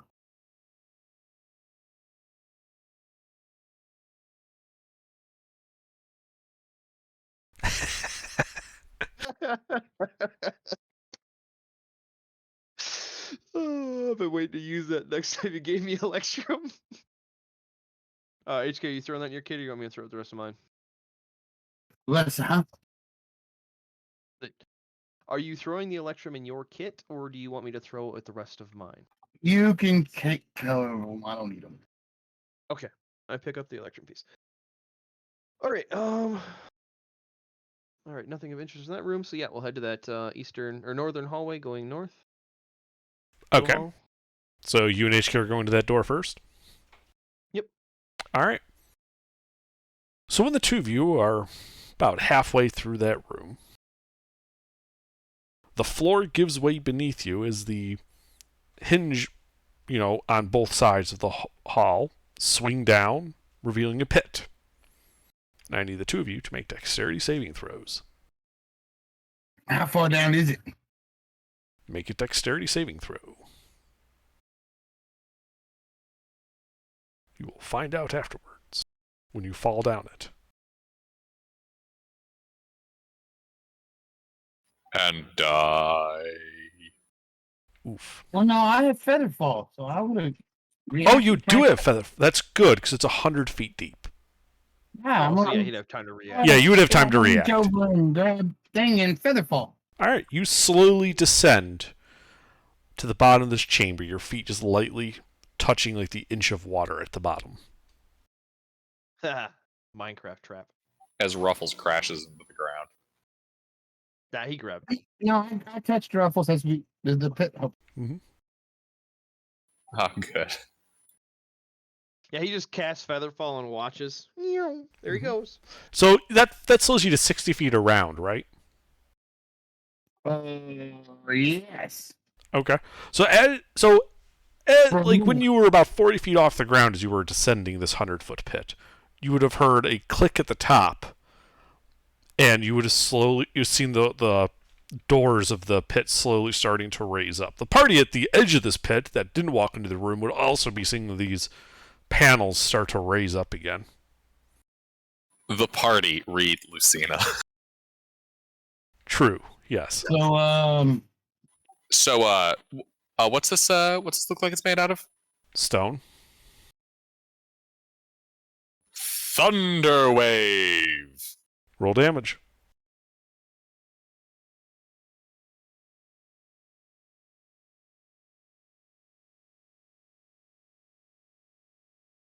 Okay. You shatter they were especially vulnerable to thunder damage. Oh, fuck, I just sent rocks down on You them. shatter the stone floor, which now rains the 100 feet down onto Freeman and HK, who now need to make another set of dex saves. That's fine. The party, slain, rocks fall. 2 party members die. Freeman manages to dodge for half. HK does not.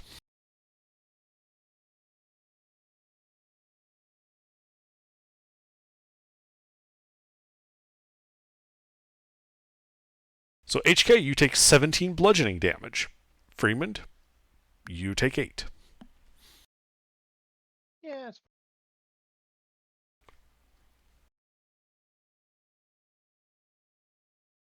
So what do you guys do now?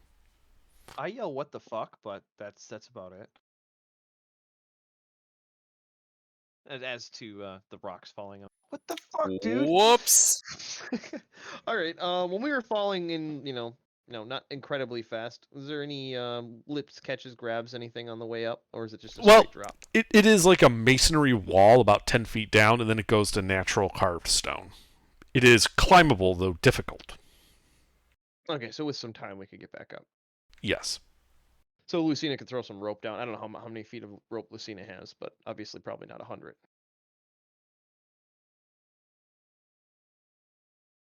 Let me check.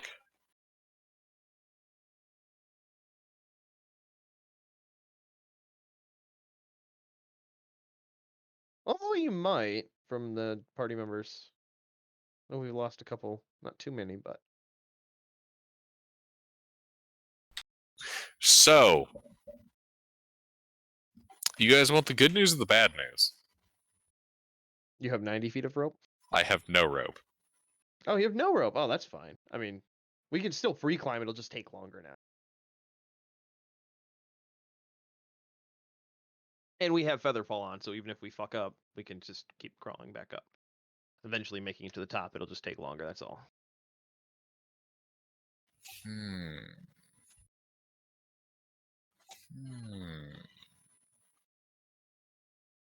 Or I can keep throwing rocks down at you guys until you die, then I don't have to split experience. I'm joking. That's not how that works, Gandalf. Yeah, no, I know. This So, isn't Final with the Fantasy. with the crossbow, how vertically do you think I can launch one of those fireballs? I mean, you could probably hit the short range straight up. Okay, I climbed to 20 feet. No, I'm kidding. Fire crossbow straight up. No, I'm kidding. Well, I'm sure HK and I will just climb out. It'll just take time. Yeah. Yeah. It takes you guys maybe 15, 20 minutes to do the climb. All right. I resist the urge to rain water on them.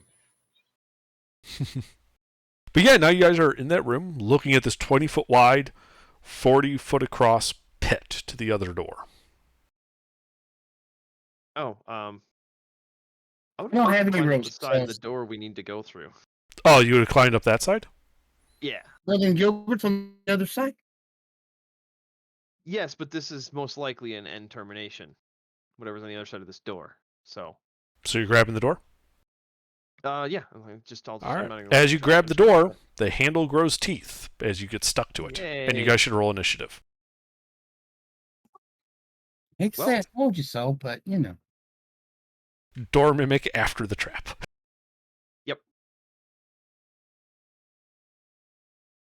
That's a 4, not a 7. That's my attack, so that's a 6. Okay. I'm going to assume HK is just right behind you, physically climbing. I don't know which way HK went. I'm gonna be honest, it feels really weird not being in the middle of, like, everything that's trying to kill me. All right, well, the mimic has you, Freeman.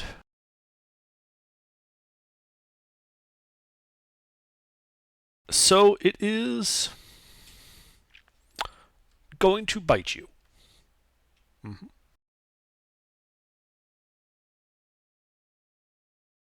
You are grappled by it.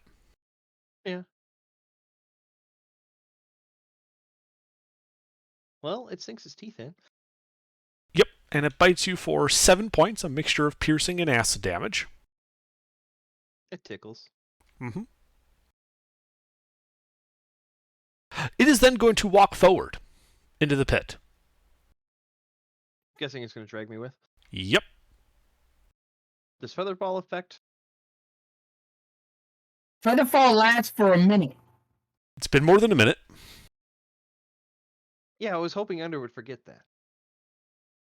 Yeah, but I. Oh, Underdark never forgets. Yeah, I know. Well, you and the thing just dive I off know, into I was the. just amused at the fact that it walks off the thing and I just kind of, Looney Tune fall down behind it. No, it's more like you're stuck on the front of it, and it just hops off to like belly flop with you on the bottom. Yep. Oh, that'd be 10d6? Yeah, I can take that. If no one does anything, yeah. I don't shoot mean- it as the door is going down. Can I do that? No. Okay, well, bye. Well, Alright. I mean, it's making its move. Don't think I can do anything until it's my turn. All right, so you belly flop down on top of this thing. So both of you take 45 points of bludgeoning damage. Down, not dead. It is badly damaged by that. Yeah, that was the idea. It's like I can go down, and the party can kill it. Okay. Lucina. This thing's at the bottom of the pit. Yes. It is 100 feet away from you.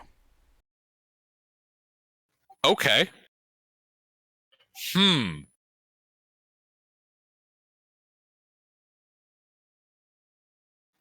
you said it's badly injured? It is badly injured. 100 feet. Shit, what's the range of the spell? 90 feet. Okay. Underdark, here is a question for you. Can I use this to double jump? Like that 10-foot fly speed I get?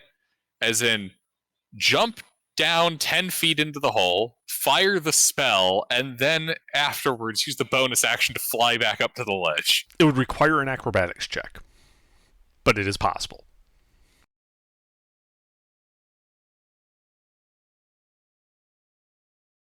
You know, it's not great. Fuck it, I do it. All right. So you hop down, you cast your spell, which goes off. That part's fine. Go ahead and roll it, whatever it is. It's what?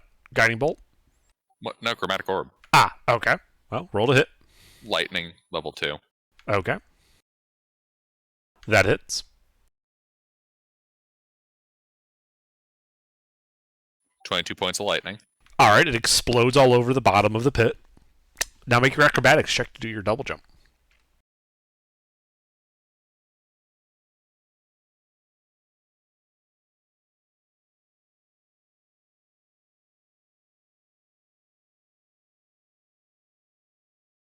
Wah, wah, wah. work. DC was 12. Gets up there, grabs the edge, shit, slips. Yep. And then you fall. Oh well, I got a cushion on the bottom. You take 27 points of bludgeoning damage when you land. If he landed I on would top have of, if I took that damage. did And he you guys- land on top of Freeman? Probably. That's why he didn't take so much damage. And you guys are out of initiative. Oh wait, no, you're not, because Freeman's still dead. Yep, I'm down. All right. You start climbing down. All Lucina- according to plan. Don't worry, the medic is at the bottom of the pit. Anything I'm else, not worried. Lucina? I'm not too worried. How much of this thing is between me and him? None of it. It's splattered all over the walls. Oh. It's dead. You killed it. It's very dead. I guess I'll climb down and see what. No. You're still in no. initiative. Lucina, anything else on your turn? No? All right. Freeman, death save. Yeah, HK, just stay up there. I can get him Okay. fixed. 2 failed death no. saves. Whatever will I do?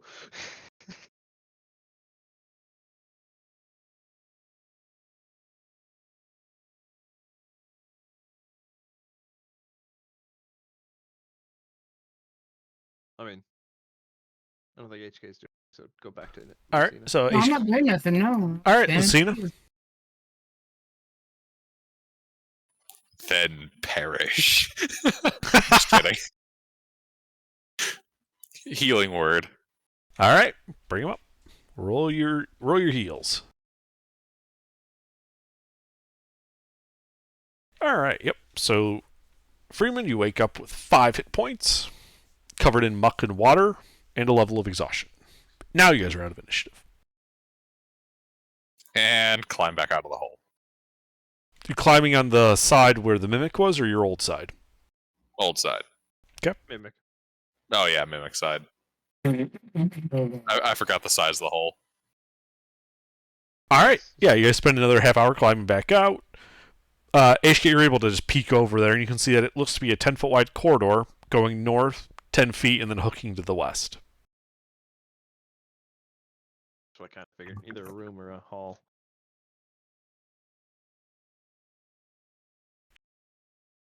Based on what's left in the structure for doors that we haven't opened that we're headed towards. But you are all able to eventually get up and into that hall. Yeah, I mean, I could throw a rope across to HK. I do have rope on me. So we could just pendulum drop and pull them up.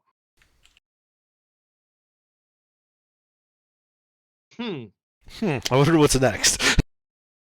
Yeah, exactly. I wonder where we're going.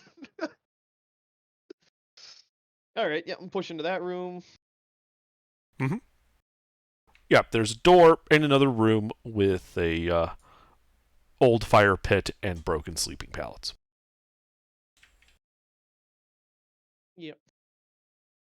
I kind of want to check that eastern door on the kitchen, but I'm not too concerned. But I want to go check that western door on the dragon room. Actually, that's the last. I think. Shit. I need to group the stupid map together.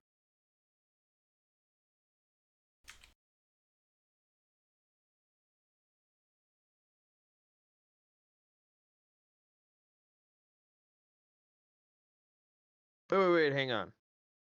So the eastern room of the meat hook room was where the scratches were on the ground? Yes. And the western room could not be opened. Oh, okay. I had those backwards in my head. But anyway, yeah, so we'll just go up to the dragon room with the debris on the ground. Mhm. And go through that. We'll check that western door and go through that. Okay.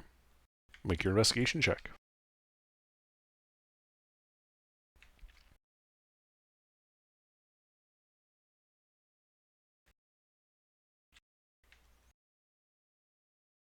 Whoever's making it, make your investigation check.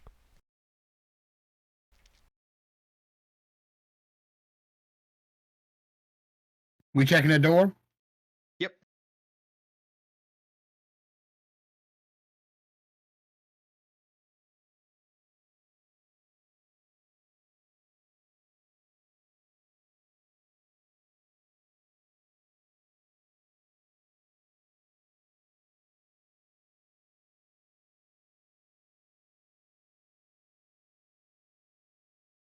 All right.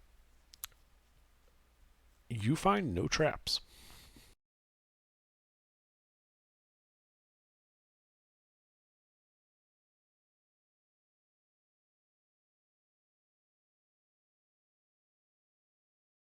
You guys hear me? Okay. Yep. Then I open the door. All right. You open the door, revealing a 20 by 20 stone room, an old fire pit in the center, and actually not destroyed sleeping pallets arranged in a circle around it. The sleeping pallets do not appear to have been used in any recent period.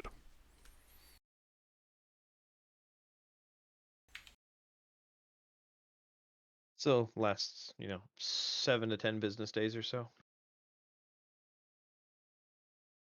Something like that.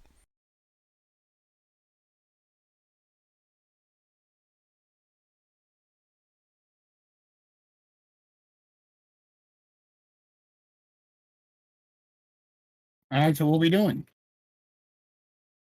Well, I think that is as I have to go check the basement, like for the maps, but it's closing time right now, so if we want to just head back to camp, and Yeah. then we're ending at a long rest, safe location, Yeah, and we'll go then back. I'll comb through the chat for the basement and see if there's any other areas that are unexplored. Okay. All right. Well, you spend an hour getting out of the dungeon and going back to camp, where you make the correct countersigns and signs to the guards, and eventually you go down for a long rest. And that is where we will call it for the evening. Wow, this is so much like old D&D. Oh, going back to town.